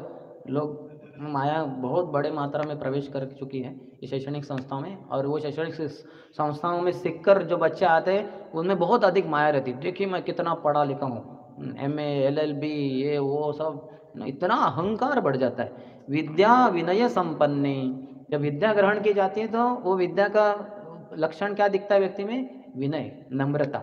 लेकिन ये इतनी अविद्या बांटी जाती है उधर, इतने प्राउड, इतने अहंकारी बन जाते हैं सब लोग, मैंने ये किया है, वो ह्यूस्टन से बूस्टन बोस्टन क्या क्या बोलते रहते हैं। तो ये सब बड़ा समस्या है। जड़ विद्या मायार वैभव तुम्हारा भजने बाधा। कैसे जैसे जाके भक्त भी बन गया तो भजन में बड़ी बाधा आती है। पहले तो भक्ति में आएगा नहीं, मुझे अभी एमए के बाद फिर पीएचडी करना है, फिर ये करना है, वो करना है, वो उधर जाना है, इधर जाना है, तो भक्ति में आएगा नहीं वो। और आ गया अंदर तो उधर भी मैं BTech MTech, BTech MTech, I only take, I don't give. अर्थात beads take, he is taking the beads. तो क्योंकि वो मन में फॉल्सिको में बीटेक एमटेक चल रहा है, तो ये बीड्स टेक नहीं कर पा रहा है वो। तो बीड्स छूटते जा रहे, बीड गिव, वो बीड बैग में गिर जाते हैं उसके बीड्स, क्योंकि वो बीटेक एमटेक का ही जप कर रहा है। तो तुम्हारा भजन बाधा मोह जन्मिया, एक मोह निर्माण करता है। अनित्य संसार, संसार अनित्य है और इधर परमानेंट सेटलमेंट का उसका प्लान है। मॉडर्न एजुकेशन जो भी लेते हैं लोग, कैसे मैं अच्छे से सेटल हो जाऊं संसार में, इस दुनिया में वगैरह। तुम्हारा ये मोह जन्मी अनित्य संसार है, जीव के कर ये गधा, बड़ा गधा बन जाता है वो, इतना बड़ा गधा। और फिर वो भारत वही बन जाता है। भारत क्या है वो, प्रभुपाद कहते हैं कि बड़ा बड़ा वो कपड़े लेके जाता है, वो धोबी उसके पीठ के ऊपर बहुत सारा लाद देता है, फिर वो जाता है और उधर कपड़े धोने के बाद गीले कपड़े उसके इस पर अभी और बोझा बढ़ जाता है, क्योंकि वही कपड़े जब गीले होंगे तो और वजन बढ़ जाएगा।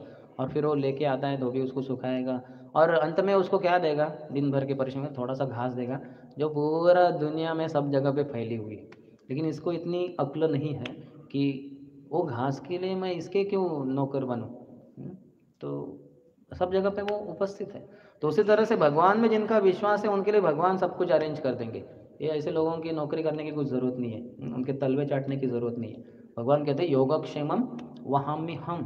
तो ऐसे भौतिक प्रभुपाद वो भी कहते हैं, भक्तिविनोद ठाकुर भी कहते हैं, फिर जब उसको डिग्री मिलती है तो उसका जो सर्टिफिकेट होता है वो मुंह में डालता है कुत्ते के समान, और घर घर जाता है और वो होता है कि मुझे जॉब दो, मुझे जॉब दो। और बहुत जगह पे उधर बताया जाता है नो वैकेंसी, गेट लॉस्ट, यहाँ से चले जाओ कि यहाँ कोई जगह नहीं है आपके लिए। तो ऐसे इस संसार में झगड़े कर रहे लोग, कुछ जॉब करने के लिए, किसी स्वामी की सेवा हो, सर्विस करता हूँ मैं, जॉब सेवा करता हूँ, अरे सेवा तो भगवान की होती है। तो लेकिन वो नहीं, भगवान की सेवा नहीं करेंगे तो फिर ऐसी बहुत समस्या हो जाती है। तो इसलिए ऐसे जड़ विद्या से लोगों को बचाने के लिए हमें श्रेयस में पूरी तरह से लग जाना चाहिए, और फिर उसके द्वारा कृष्ण प्रेम प्राप्त होगा, जो हमारे जीवन का चरम लक्ष्य है। प्रभुपाद धर्म अर्थ काम मोक्ष के बारे में बोलते हैं कि ठीक है भाई चलो, तो जैसे यहाँ लिखा गया है, आधुनिक शिक्षक मानव जीवन के उद्देश्य को नहीं जानते, उन्हें इसी की चिंता रहती है कि वे अपने देश या मानव समाज की आर्थिक दशा को कैसे उन्नत बनाए, यह भी आवश्यक है। तो उसमें फिर वो प्रभुपाद कहते हैं धर्म अर्थ काम मोक्ष। आज का मानव सिर्फ अर्थ और काम में रुचि रखता है, धर्म और मोक्ष में नहीं। तो धर्म धार्मिक होना चाहिए कम से कम। तो धर्म अर्थ काम मोक्ष ये भी, अर्थात इसमें भी बड़ी समस्या है। जैसे कि जो धर्म है उसमें क्या समस्या है, वो जो धार्मिक रहता है वो कहता है कि मैं सबका सबका मित्र हूँ। जैसे हमारे समाज सेवकों की हमने पहले चर्चा की, वैसे जो धार्मिक होता है वो दान देता है, तो कहता है कि सुहृदम सर्वभूतानां, मैं सबका बड़ा मित्र हूँ। और फिर अर्थ में वो सोचता है कि महेश्वरम, मेरे पास इतनी शक्ति है, मैं पूरा संचालन करता हूँ, ये करता हूँ। और फिर काम के द्वारा वो भोक्ता बनता है, भोक्तारम यज्ञ तपसाम भगवान के लिए, तो वो काम में खुद ही भोक्ता बनने का प्रयास करता है। और मोक्ष से सबसे खतरनाक मोक्ष है जिसमें वो सोचता है कि मैं ही भगवान हूँ, मैं एक हूँ भगवान के साथ। तो इस तरह से धर्म अर्थ काम मोक्ष चारों बहुत ही खतरनाक है। लेकिन ठीक है चलो, जो जीवात्मा पूरी तरह से भगवान से दूर हो गए तो कम से कम धार्मिक तो हो, पाप न करे, नरक की तरफ न बढ़े, तो ठीक है धर्म करो। और फिर बाद में उनको श्रेयस देना चाहिए, भक्तों ने मिलकर उनको पंचम पुरुषार्थ प्रदान करना चाहिए। जैसे हमारे रघुपति उपाध्याय कहते हैं, आराध्य भगवान व्रजेश तनयस तद्धाम वृंदावनम, रम्या काचित उपासना व्रजवधु वर्गेण या कल्पितः, श्रीमद्भागवतं प्रमाणममलं प्रेम पुमार्थो महान्, श्री चैतन्य महाप्रभोर्मतमिदं तत्रादरादा परः। तो इस श्लोक में बहुत अच्छे से बताया है कि सभी भगवानों में आराध्य, सबसे आराधनीय पूजनीय तो वह है व्रजेश तनय, चैतन्य व्रज के ईश जो नंद महाराज हैं उनके पुत्र कृष्ण, और सभी धामों में सर्वश्रेष्ठ हैं तद्धाम, उनका धाम जो वृंदावन कहला जाता है। और उपासनाओं में और पूजा सर्वश्रेष्ठ है जो गोपियों के द्वारा पूरे संसार में प्रदर्शित गई। और इसका प्रमाण है श्रीमद् भागवतम प्रमाण मंगलम प्रेम पुमार्थो महान।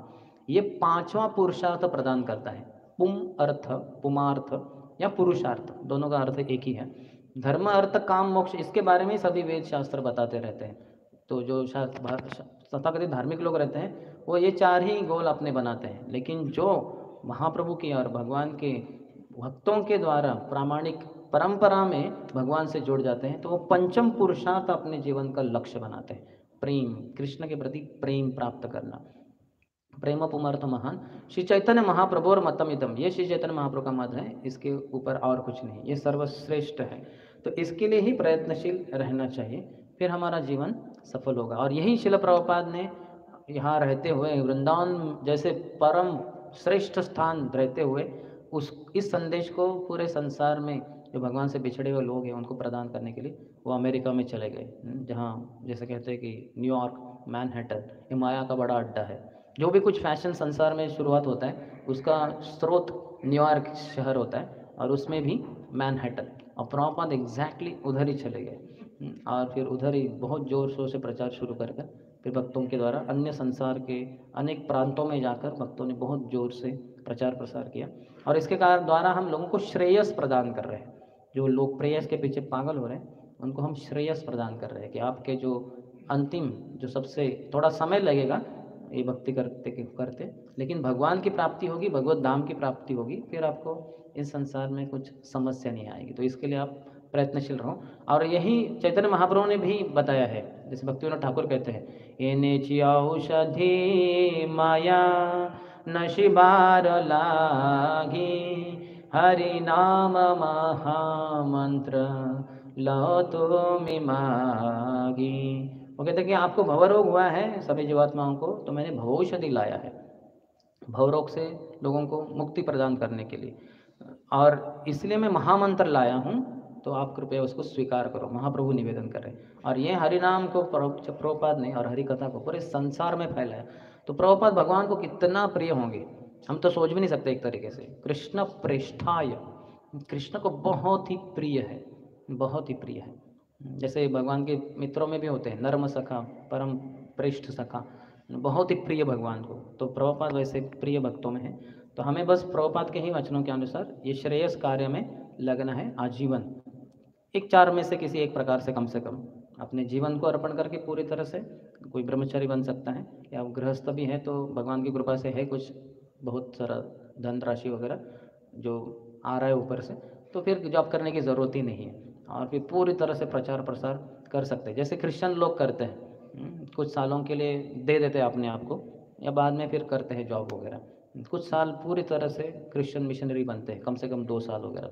और फिर उसमें भी उनका कैलकुलेशन रहता है कि हफ्ते में मैंने कितने घंटा प्रचार किया बाइबल से वगैरह, 10 घंटा 20 घंटा, वो भी रेटिंग होता है। तो हमें वो भी देखना चाहिए कि मैं कितना घंटे बोलता हूँ भगवान के बारे में दूसरों को, तो वो भी करना चाहिए।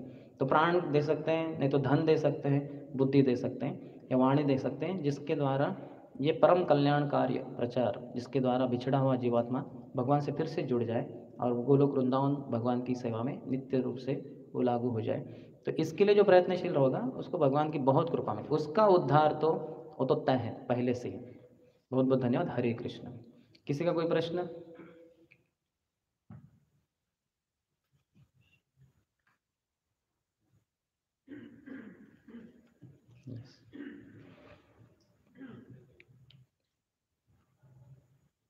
धन्यवाद बोलिए।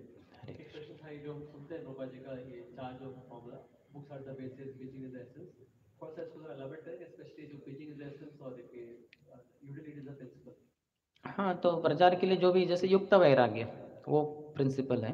हमको जैसे जैसे बोलते कुछ छोड़ना नहीं, जोड़ना है। तो हमारा जो भी कुछ भौतिक संपत्ति है, शारीरिक रूप से, मानसिक रूप से, आर्थिक रूप से, उस सबको भगवान की सेवा में अर्पण करना है। तो यूटिलिटी इज़ द प्रिंसिपल। जो भी कुछ है उसको भगवान की सेवा में लगाना है, कुछ छोड़ने की फेंकने की ज़रूरत नहीं है। वो सब लगाया जा सकता है। जैसे हमारा एजुकेशन है तो हम बड़े कॉलेजेस में जाके प्रचार करेंगे, बोलेंगे ये डिग्री होल्डर है, तो लोग सम्मान देंगे और फिर आपको चांस देंगे प्रवचन देने के लिए वगैरह, है ना। तो utility is the principle, preaching is the essence, तो हमने वैसे कहा ही भगवान को बहुत ही प्रिय है, क्योंकि इसके द्वारा भगवान की कृपा बहुत अच्छी तरह से प्राप्त हो सकते हैं। बुक्स आर द बेसिस, ज्ञान प्रचार कैसे करेंगे, उसके लिए कुछ ज्ञान कहाँ से प्राप्त होगा, वो किताबों से प्राप्त होगा, ग्रंथों से प्राप्त होगा। जैसे ये बड़ा इतना बिल्डिंग तो बहुत सुंदर है, लेकिन नीचे का फाउंडेशन बहुत स्ट्रांग होना चाहिए, नहीं तो फाउंडेशन अच्छा नहीं है तो फिर ये बिल्डिंग कितना भी सुंदर क्यों ना हो, आज है कल नहीं, गिर जाएगा ये नीचे। तो books are the basis and what is the remaining, purity is the force. तो अंदर जितना शक्ति है, प्राण आचार सहेतु प्रचार, जिसमें प्राण है, जिंदा है, वो प्रचार करेगा, मुर्दा क्या प्रचार करेगा। तो इसलिए प्राण क्या है, कृष्ण ही प्राण है। तो जो कृष्ण को ग्रहण करता है अपने हृदय में, यानी वो उसका हृदय तो शुद्ध हो जाएगा, क्योंकि कृष्ण को ग्रहण किया है, तो फिर वो बहुत पावरफुली प्रचार कर सकता है। लेकिन कृष्ण नहीं है हृदय में उतनी मात्रा में, उनका अनुभव नहीं कर पा रहे, क्योंकि भक्ति में कार्यों में उत्साह से भाग नहीं ले रहे, तो फिर वो कितना प्रचार करेगा। जैसे वो कुआं जिसको नीचे से झरना नहीं है, जैसे हमने उदाहरण दिया, फिर वो सूखता सूखता जाएगा, बाद में वो ठंडा पड़ जाएगा। जैसे वो कहते हैं नया नया मुल्ला जोर से चिल्लाता है, तो उसको अगर अच्छे से वो नहीं कर रहा है, पढ़ नहीं रहा है वगैरह, आध्यात्मिक कार्य नहीं कर रहा है, तो बाद में उसकी ये कम हो जाती है। तो इसलिए बहुत महत्वपूर्ण है कि हम अपनी शक्ति को बढ़ाएं, प्यूरिटी। तो प्यूरिटी वो जो आध्यात्मिक कार्य हैं उससे बढ़ती है, तो इसमें बहुत उत्साह से भाग लेना चाहिए। विशेषता जैसे बताया है कि ग्रंथ भागवत और व्यक्ति भागवत की सेवा करनी चाहिए, फिर अनर्थ चले जाएंगे, शुद्धता हृदय में रहेगी, उस शुद्ध हृदय में कृष्ण का नित्य रूप से दर्शन होगा। संतः सदैव हृदयेषु विलोकयन्ति, संत महात्मा अपने हृदयों में हमेशा भगवान श्याम सुंदर का दर्शन करते हैं, और फिर उसके द्वारा फिर वो दूसरों को भी अच्छे से प्रेरित कर सकते हैं। जैसे प्रभुपाद इतने शुद्ध थे, तो इसलिए कितने हजारों करोड़ों लोग उनके तरफ आकर्षित हुए, क्योंकि शुद्ध थे, उनमें कुछ ऐसा कलमश इस संसार का कुछ भी नहीं था। पैसे के लिए नहीं गए थे अमेरिका, न तो किसी प्रतिष्ठा के लिए गए थे, अपने निजी किसी कार्य के लिए गए ही नहीं थे, बस परोपकार ही एकमात्र उद्देश्य था। तो इतनी शुद्धता से सब कोई आकर्षित हुए, गरीब आकर्षित हुए, अमीर आकर्षित हुए, जवान आकर्षित हुए, बूढ़े आकर्षित हुए, पुरुष आकर्षित हुए, स्त्री आकर्षित हुए, कोई ऐसा नहीं था जो प्रभुपाद के प्रति आकर्षित नहीं हो, क्योंकि शुद्ध। तुम्हार हृदय सदा गोविंद विश्राम, गोविंद को है नाम मोरा वैष्णव परायण। प्रभुपाद के लिए कृष्ण उनके प्राण थे, तो वो प्राण दूसरों को अर्पण कर रहे थे। प्राणेर अर्थिर धिया वाचा, तो प्राण देना चाहिए, तो वो प्राण कृष्ण होने चाहिए। जिसके प्राण कृष्ण है वो जिंदा है, और जिसके प्राण कृष्ण नहीं है, भौतिक संसार की कुछ चीज़ें हैं, तो फिर वो मुर्दा ही है, तो वो मुर्दा क्या प्रचार करेगा। तो इसलिए जान होनी चाहिए, तो कृष्ण होने चाहिए हृदय में, तो कृष्ण ही जान है, तो उनके द्वारा ही व्यक्ति जीवित रहता है। यस, बता रहे थे टीचिंग इज एसेंस में कैसे हमारी जो साधना भी है वो भी मतलब उसका भी सारा प्रचार है, कुछ पूरा elaborate करें। तो हमारे जो बड़े बड़े पुस्तक वितरक हैं उन सभी ने, जैसे वैशेषिक प्रभु है, नवीन नीरद प्रभु है, विजय प्रभु है, इन सब ने साथ में मिलके जो बुक डिस्ट्रीब्यूशन के ये सेमिनार्स वगैरह प्रदान किए पूरे संसार के लिए। तो उसमें वो कहते हैं कि प्रीचिंग इज़ द ओवरफ्लो। जैसे अगर कोई बर्तन है, जैसे पानी का ग्लास अभी ऑलरेडी भरा हुआ है, उसमें अगर पानी डालते जाएंगे वो भरता भरता भरता ऊपर आएगा, फिर एक समय के बाद पानी नीचे गिरना शुरू हो जाएगा, ओवरफ्लो हो जाएगा, क्योंकि उसकी जो क्षमता है उससे अधिक आप डाल रहे हैं। तो वैसे प्रचार क्या होता है, जब कृष्ण को आप आपके हृदय में डालते जाते, तो एक बार वो फिर बाहर आना शुरू करते हैं, वो जो बाहर आना है उसको प्रचार कहते हैं। तो वो वैसे है, तो इसलिए हमें कृष्ण को अपने हृदय में भर भर के भरना चाहिए, फिर वो बाहर आएंगे इतना कि वो भक्त चुप ही नहीं रह पाएगा। जैसे प्रभुपाद देखते हैं रात में भी सो नहीं रहे, 1 बजे उठ के 1 से 5 वो प्रचार करते ही रह रहे अपने भक्ति वेदांत परपोर्ट के द्वारा। तो क्योंकि कृष्ण इतना हृदय में समाये हुए, गुरु के द्वारा, गुरु से ध्यान पूर्वक श्रवण करके कृष्ण को प्राप्त किए हैं। कृष्ण से तुम्हार कृष्ण दिते पारो, तुम्हारा शक्ति आछे, अमी तो कंगाल कृष्ण कृष्ण बोली, धाई तवा पाछे पाछे। आपके पास कृष्ण है, आप कृष्ण दूसरों को प्रदान कर सकते हैं, और मैं तो कंगाल हूँ, मेरे पास तो कुछ नहीं, इसलिए कृष्ण कृष्ण मुझे दीजिए, ये बोलते बोलते मैं आपके पीछे भाग रहा हूँ। गुरु के पीछे जो भागेगा, गुरु से श्रवण करेगा, तो श्रवण पद्धति, कीर्तन पद्धति, उसके अनुसार कीर्तन करेगा तो उसका हृदय कृष्ण से भर जाएगा। तो कृष्ण से भरने के बाद ऑटोमेटिक वो बाद में ओवरफ्लो हो जाएगा। वो प्रचार है, वो प्रचार में जान होती है। नहीं तो ऐसे फिर बाकी किसी अन्य कारण से प्रचार कर रहे हैं दूसरों को दिखाने के लिए कि देखो कि मेरे कितने फॉलोअर्स है, मैंने कितना चंदा इकट्ठा किया, या मैंने ये किया वो किया, वो प्रचार नहीं है। वो उसमें वो ध्यानपूर्वक भक्ति नहीं कर रहा, उसका हृदय खाली है और सिर्फ दिखावे के लिए कुछ प्रचार वगैरह कर रहा है। वो उसमें कुछ दम नहीं है। जो दम उसमें है जिसने कृष्ण को अपने हृदय में भर भर के भरा है। तो फिर वो ओवरफ्लो में इतना शुद्धता से कृष्ण दूसरों के जीवन में प्रवेश प्रवेश करेंगे तो उनको भी वो शक्ति महसूस होगी। इसलिए ऐसे भक्तों के प्रति वो स्वाभाविक रूप से आकर्षित रहेंगे और कृष्ण मांगेंगे, और उनका वो कृष्ण वो प्रदान कर सकते हैं, क्योंकि अपने गुरु से वो कृष्ण को हमेशा स्वीकार करते ही रहते हैं। ठीक, यस, हरे कृष्ण। प्रति मैं जब ये श्लोक में ये पढ़ता हूँ कि कैसे श्री चैतन्य महाप्रभु बोल रहे हैं कि there will be different branches and there will be teaching. So again this question comes ki like in ISKCON, then your training is that within ISKCON and that ISKCON only will be doing the preaching all across, and that's what अभी tangibly भी जो result भी आ रहा है ISKCON के through ही आ रहा है ऐसा लगता है. But in a case of then there is a problem of underestimating other, like even Gaudiya Matha. Yeah, there are others like here if you read the full chapter then the things comes ki how from there are different branches from Advaita Acharya, there are different branches from this and that, and like our understanding is all branches which are available now, they're all deviated. This is what we get a conception in our mind, and we are not able to respect them, and we then need to give these are just Goswamis, Kazu Swami, just eating, sleeping. So how will we able to see in the future how the preaching will expand all across the globe? Is it only the ISKCON will do it, or there will be other people or Vaishnava Sampradaya who वो हमें पता नहीं होता ना क्या होगा आगे, लेकिन हमें तो अपने हमें एक आदेश दिया है महाप्रभु ने, जारे देखो तारे कहो कृष्ण उपदेश, हमारा आज्ञा गुरु है या तारे देश। जो वैष्णव होते हैं असलियत में वो कभी भी दूसरों को अपमानित नहीं करते, न तो किसी की निंदा, उनमें दोष देखना, ये सब वैष्णव में नहीं होता। तो हमें ये सब नहीं करना चाहिए। अभी जो कोई नए भक्त होते हैं नवसिखिया, तो उनको हम ये गाइड करते हैं कि देखो ये सहजिया क्या होता है, उससे बचना चाहिए। ये सब भगवान को बहुत या भक्ति को थोड़ा सा चीपली लेना वगैरह, ये सब ठीक नहीं है। तो कार्यों के बारे में बताते ये ठीक नहीं है। ऐसे हम व्यक्तियों को दोषारोपण नहीं करते कि ये है वो है वगैरह। और है भी ऐसा कर भी रहे तो उनका जो वो धर्म के विरुद्ध में भगवान की शुद्ध वाणी के विपरीत कुछ ऐसा जो व्यवहार है उसको हम खंडन कर रहे हैं, न तो उस व्यक्ति को। उस व्यक्ति के लिए हम प्रार्थना करते हैं भगवान से कि वो भगवान का शुद्ध भक्त बने और फिर भगवत धाम वो भी चला जाए।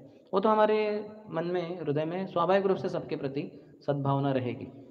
लेकिन जो गलत व्यवहार है, जैसा अब हमने आलू खरीदी किया, उसका सब्जी बनाना है वगैरह, तो उसमें एक आलू थोड़ा सड़ा हुआ है, तो हम क्या करते हैं, जो पिलिंग करते हैं पिलर से, तो उसको पिलर के बजाय पहले जो ऊपरी भाग होता है तीक्ष्ण, उसको ऐसे निकाल के फेंक देते हैं, फिर बचे हुए आलू को काट के सब्जी में इस्तेमाल करते हैं कि नहीं। तो वो जो है वो ख़राब है, सड़ा हुआ, उसको नहीं कुकिंग में डाल सकते, उसको निकाल देते हैं। तो जो व्यवहार है उसको खंडन करना चाहिए। इसलिए तो हम प्रचार में बोलते हैं ना, किसी ने बताया कि वो महाराज भी बहुत अच्छे हैं, मैंने तो व्हाट इज़ हिज फिलॉसफी, उनका तत्व ज्ञान क्या है कि नहीं। और वो महाराज को हम शायद जानते भी नहीं होंगे। तो तत्व ज्ञान अगर शास्त्रों के अनुसार है तो ठीक है, अन्यथा उसको ग्रहण नहीं किया जा सकता। शास्त्रों के अनुसार ही होना चाहिए सब कुछ, है कि नहीं। और इतना उसका तत्वज्ञान भी खराब है, फिर भी हम उसको भक्ति में लगाने का ज़रूर प्रयास करेंगे, ठीक है नहीं। हम अपने हृदय में उनको स्वीकार करते हैं, लेकिन उनकी जो गलत धारणाएं हैं या गलत उनका प्रचार है, गलत शस्त्रों के विरोध में है, उतने भाग को नहीं ले सकते। वो कैसे, वो तो चास्टिटी नहीं है ना, वो पतिव्रता नहीं है। जैसे पतिव्रता स्त्री अन्नों की सेवा करती है क्योंकि वो जो अन्य लोग हैं वो अपने पति से संबंधित है और पति के सुहृद है, मित्र है इत्यादि। कोई शत्रु है तो फिर वो उससे वो दूर रहेगी ना। तो वैसे होना चाहिए हमें, we should be loyal to guru parampara, chastity. लेकिन किसी का भी अपराध नहीं कर सकते, निंदा नहीं कर सकते, कोई भी हो, यहाँ तक कि जानवर, पेड़ पौधे, किसी का भी अपराध नहीं किया जाता, किसी को भी अनादर नहीं किया जा सकता। अनादर कर रहे हैं तो फिर हम भक्ति में क्या प्रगति कर रहे हैं। आदर ज़रूर देना चाहिए, लेकिन उसका जो गलत धारणा है, जैसे कोई आदमी को फोड़ा हो गया है कुछ, तो है ना, उसमें पस भरा हुआ है, उसको सूजन आ गई, तो डॉक्टर के पास जाएगा तो डॉक्टर उसको काट दे, काट करके उसको, यानी व्यक्ति को नहीं, वो फोड़े को काटना पड़ेगा, नहीं तो वो बहुत तकलीफ में है और उसके कारण अगर वो संसर्गजन्य है तो दूसरों को भी बाधा हो सकती है, तो इसलिए उसको तो काटना ही पड़ेगा। लेकिन हम व्यक्ति को नहीं मार रहे, उस फोड़े को काट रहे हैं। तो उसी तरह से जो गलत धारणा है उसको तो काटना ही पड़ेगा, उसको निकालना ही पड़ेगा। उस व्यक्ति से तो प्रेम है ही हमारा, उसका अनादर नहीं करते हैं। जैसे हमारी माँ भी है, उसको अगर कुछ संसर्गजन्य रोग हो गया तो हम थोड़ा घर के एक कोने में कहीं तो दूर पे रखेंगे और हम शायद पास में न जाए उसके। इसका मतलब ये नहीं कि हम माँ से द्वेष कर रहे हैं, नहीं, माँ का जो बीमारी है वो हमें हो सकता है, फिर घर में फैल सकता है, बहुत कुछ हो सकता है। और दरमियान क्या करेंगे, हम किसी डॉक्टर के द्वारा उसको दवाई वगैरह चालू रखेंगे जिससे कि वो बीमारी चली जाए। बीमारी चले जाने का फिर से वो घर में आएगी अंदर, है कि नहीं। तो उसी तरह से है हमारा व्यवहार। अनादर किसी का भी नहीं कर सकते हम, उसका तो सवाल नहीं उठता। Is it okay. फ्यूचर में क्या होगा वो भगवान देखेंगे। ऐसे भी कहते हैं कि ये बहुत बढ़ेगा, 10,000 साल के लिए रहने वाला है। बाकी तो हम देखते हैं कितने सारी धार्मिक संस्थाएं, धार्मिक ऐसे आते हैं ग्रुप्स, और फिर बाद में वो उनका जो बड़ा शक्तिशाली या बहुत ही प्रभावशाली जो नेता था, उनके प्रस्थान के बाद, उनके मृत्यु के पश्चात वो जो संगठना होती है धार्मिक प्रचार, वो धीरे धीरे धीरे कम हो जाती है, उसका निशान वगैरह सब मिट जाते हैं। ऐसा प्राय सभी जगह पे पाया गया। लेकिन हम देख सकते हैं इस्कॉन में प्रभुपाद जाके करीबन कितने साल हुए अभी, 40-45 साल हो गए। तो इस्कॉन तो बढ़ता ही जा रहा है। प्रभुपाद के समय तो 108 मंदिर थे, अभी 750 से अधिक मंदिर है। सब गौशालाएँ, सब प्रचार बहुत बढ़ता जा रहा है। तो हम क्या कहते हैं, फले न परिचय, हम देख रहे हैं हमारे आँखों के सामने ही। इसका मतलब ये नहीं कि हम फिर बड़े मगरूर बनते हैं और ना दूसरों को हट जाओ करके, ऐसे वैसे नहीं है। आप भी आइए, आप भी हमारे प्रचार में लगिए, है कि नहीं। ऐसे कुछ धार्मिक संस्थाएं भी हैं जो हमारे प्रभुपाद के किताबों को ही देते, क्योंकि उनकी अपनी भगवदगीता नहीं। मैंने सुना कि चिन्नजीयर स्वामी जो है, जो श्री संप्रदाय के ही यानी बोनाफाइड तो है ही, लेकिन उनकी ऐसी भगवदगीता नहीं है। तो इंग्लिश जो स्पीकिंग लोग हैं तो उनको कहते हैं कि ये स्वामी प्रभुपाद की भगवदगीता एज इट इज़ लिए, ये परफेक्ट है एकदम। तो he himself recommends it to all his followers and all that.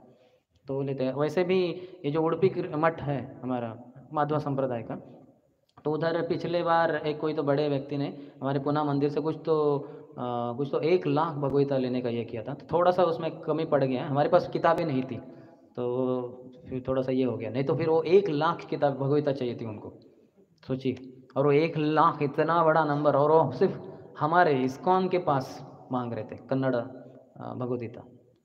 देखिए वो भी कितना आदर करते हैं, तो हमें भी आदर करना है और प्रचार साथ में करना है कि नहीं। लेकिन जो गलत है भाग, उसको तो निकालना ही पड़ेगा ना। और कोई? यस।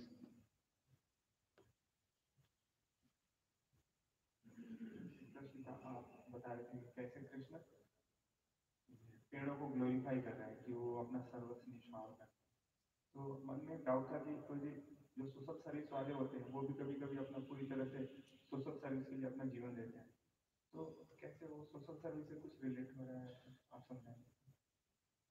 सोशल सर्विस है, लेकिन वो क्या होता है, सोशल सर्विस एक हद तक ठीक है भौतिक स्तर पे देखा जाए तो, लेकिन आध्यात्मिक स्तर पे वो कृष्ण से कनेक्ट नहीं कर रहे हैं व्यक्ति को, तो फिर वो उससे फिर व्यक्ति तो दुख भोगता ही रहेगा ना।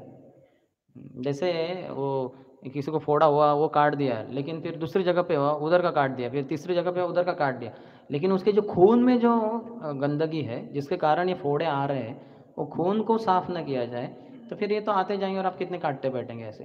तो उस तरीके से ये सोशल सर्विस जो है ये शारीरिक स्तर पे है, थोड़ा बहुत मानसिक स्तर पे है ना, लेकिन उसमें आत्मा के स्तर पे कुछ नहीं है कार्य। अगर हो रहा है तो फिर ठीक है।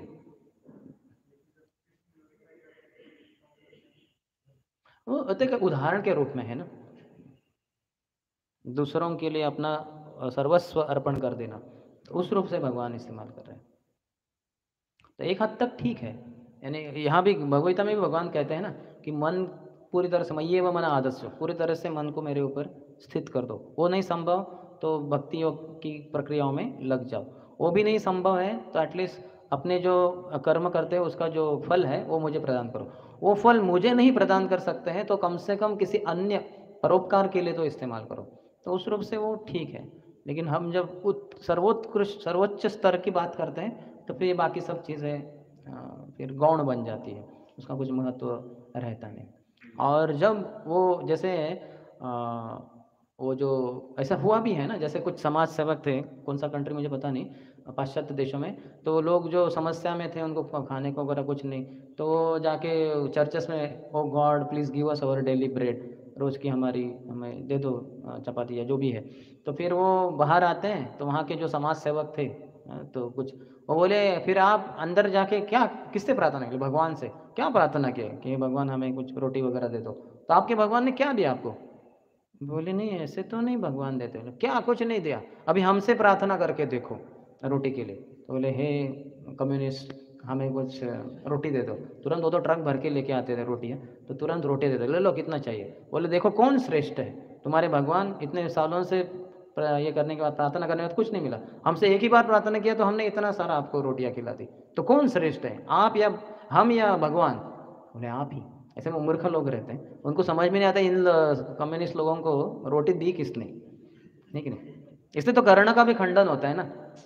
जब वो जो प्रतियोगिता हुई थी उसमें उनको नकारा गया था कि आप शूद्र होकर के वगैरह सूत हो, तो फिर दुर्योधन सामने आया क्योंकि उसको पता चला ये इतना टैलेंटेड व्यक्ति है। बोले ठीक है मैं आज से इसको अंग देश दे देता हूँ, ये अंगराज बन जाएगा, है ना। तो उसको लगा कि अरे इसने मुझे, है ना, इसका नमक खाया मैंने, तो उसके प्रति इतना वफादारी, अंततः युद्ध के पूर्व जब कुंती ने भगवान से प्रार्थना की ये मेरा ही बड़ा पुत्र है, तो भगवान कृष्ण उसके बाद जाते हैं और बताते हैं कि अरे देखो तुम पांडवों में सबसे बड़े हो, युधिष्ठिर के भी बड़े तुम हो कर्ण, तो कुंती के पुत्र हो, तो ऐसा ऐसा सब हुआ था, तुम्हारे जन्म के बाद कुंती ने तुम्हें गंगा में पोखरी में बहा दिया था, तुम असलियत में पांडव हो सबसे बड़े, तो तुम पांडवों के तरफ आ जाओ, और फिर जब होगा, जब पांडव ही पराक्रमी है और वही युद्ध जीतने वाले हैं क्योंकि धर्म की तरफ से लड़ रहे, तो इसलिए फिर आगे जाके आप ही सम्राट बन जाओगे कुंती पुत्र के रूप में। तो युधिष्ठिर तो बहुत ही निस्वार्थी है, आपको दे देंगे वो पद, तो आ जाओ इस तरफ। बोले नहीं, मैंने तो दुर्योधन का नमक खाया है, नमक हराम कैसे बन सकता हूँ मैं? तो इतनी मूर्खता। दुर्योधन को किसने दिया नमक? वो उनको समझ में नहीं आ रहा है। तो ऐसे समाजवादी, ये समाज की जो है ऐसे सब लोग, तो वो दोष है फिर। अगर वो समाज सेवा कर रहे हैं, किसी को पानी दे रहे हैं, किसी को अनाज दे रहे हैं और ब्लैंकेट्स वगैरह दे रहे हैं और बता रहे हैं कि देखो भगवान से आप बिछड़े हुए हो इसलिए आपको ये समस्या आ रही है, तो भगवान का नाम भी साथ में लो वगैरह, तो आपको लाभ होगा, तो वो ठीक है, फिर दैट इज़ बेटर। इसलिए तो हम जब फूड फॉर लाइफ वगैरह करने जाते हैं, खिचड़ी तो भगवान का ही प्रसाद है वैसे, और साथ ही साथ हम उनको हरे कृष्ण महामंत्र भी बुलवाते हैं वगैरह, भगवान से जितना हो सके उनको जोड़ देते हैं, तो ये सबसे महत्वपूर्ण है। जब प्रभुपाद पूना में आए थे तो मिस्टर मल्होत्रा के जो वेकफील्ड इंडस्ट्रीज़ के ओनर, उनके पास घर में रहे थे, तो प्रभुपाद जो मुंबई का मंदिर जुहू बांध रहे थे, यानी चल रहा था वो काम कार्य, तो उनको पता था ये मल्होत्रा जी को, बाहरी मल्होत्रा, तो उन्होंने पूछा कि स्वामी जी आप ये जो प्रभुपाद आप जो बांध रहे क्यों बांध रहे? तो इससे अच्छा है कि समाज सेवा करो, कुछ भूखों को अनाज वगैरह दो, वगैरह अन्न दो। तो प्रभुपाद ने एक उदाहरण दिया कि सोचिए, आप समझिए कि आपका टाटा बिरला के साथ कुछ उठना बैठना है वगैरह, तो उनके घर में आपने बहुत अच्छे से उनको बुलाया था आपको, तो आप उधर खाना खाए सब परिवार के मित्र सभी के साथ। बाद में आप जब थोड़े समय के बाद जाते हो रोड के ऊपर और देखते हो कि एक बच्चा है, जो बच्चा है वो ऐसा ही एकदम पीड़ित है, एकदम भूखा है, तो एक कोई तो अच्छा व्यक्ति आता है उसको कुछ खाने को देता है, कुछ तो खाने का पदार्थ, और फिर वो चला जाता है। थोड़ी देर के बाद भी वो बच्चा रोता ही रहता है, तो उसके कपड़े फटे हुए, कोई और व्यक्ति आता है उसको कपड़े दे देता है, फिर वो चला जाता है, फिर भी वो बच्चा रो रहा है क्योंकि उसको बुखार वगैरह चढ़ गया कुछ, तो कोई तीसरा व्यक्ति आता है उसको कुछ तो गोली देता है वगैरह।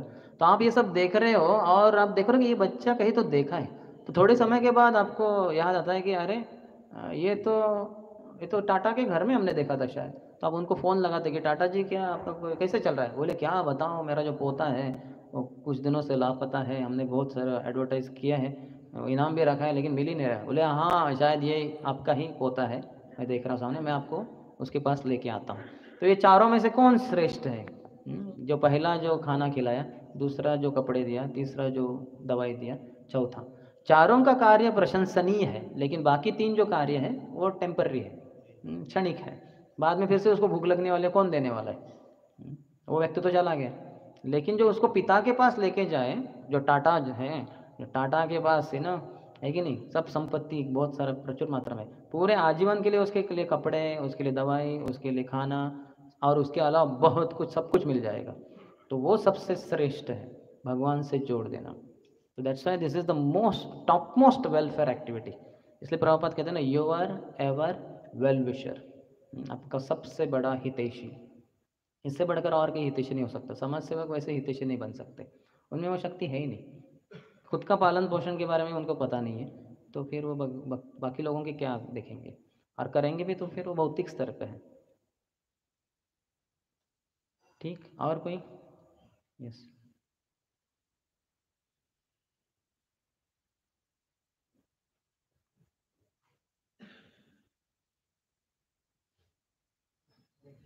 हरे कृष्ण। ये जो आपने बताया कि जैसे प्रचार करने के लिए पूरी तरह से शुद्ध होने की, मतलब जैसे प्रभुपाद जी ने कहा कि आवश्यकता नहीं है, आप जो बताए वो ट्रांसफर करना। तो इसमें एक ये संशय आता है, जैसे आपने बताया कि जिसके हृदय में कृष्ण है वही ओवरफ्लो जब होता है कृष्ण का, तो तब एक्चुअल में प्रचार होता है। लेकिन जैसे ये एक दूसरा पहलू ये था कि पूरी तरह से शुद्ध या कृष्ण के होने की जरूरत नहीं है, उससे पहले भी आप कर सकते हो। लेकिन इस मामले में जैसे कोई पूरी तरह से अभी कृष्ण नहीं है उसमें, मतलब हृदय में, मतलब ओवरफ्लो नहीं हो रहा है, और ऐसी सिचुएशन में उनका एक मोटिव ये होता है कि अपना सेल्फ प्रोपेगेंडा, मतलब अपना, मतलब बेसिकली कृष्ण को कंपैशन की तरफ प्रचार नहीं करना, या फिर अपना मतलब अपने आप को फ्रंट में लाने के लिए कुछ करना चाहता है, तो वो इस एटीट्यूड से प्रॉपर एटीट्यूड में कैसे अपने आप को ले जा सकता है? भक्तों के संग में नष्ट प्राय स्वभद्रेशु नित्यम भागवत सेवा। रोज भागवतम की कक्षा में बैठे, आशा करते कि वो बैठेंगे नहीं तो अपने प्रतिष्ठा के लिए फिर से गए। कोई अच्छे से कर सकता है सारी चीजें, मतलब साधना चैंटिंग सब सारी, इंटरनली ऐसा एटीट्यूड हो सकता है किसी? हाँ, हो सकता है ना, और होता ही है काफ़ी बार। और तुम्हारे भक्त जनों में हमसे बढ़कर कौन, यही अपना अंदर का भाव रहता है। ये सब है ना कानपुर के भक्त, इनमें हमसे श्रेष्ठ और कौन। वो हम माधव को कहते हैं, माधव पता है ना, आपके सभी भक्तों में हम ही सर्वश्रेष्ठ हैं, अब दिखा दूंगा इस बार मैराथन में ऐसे वो सब भाव है हमारे।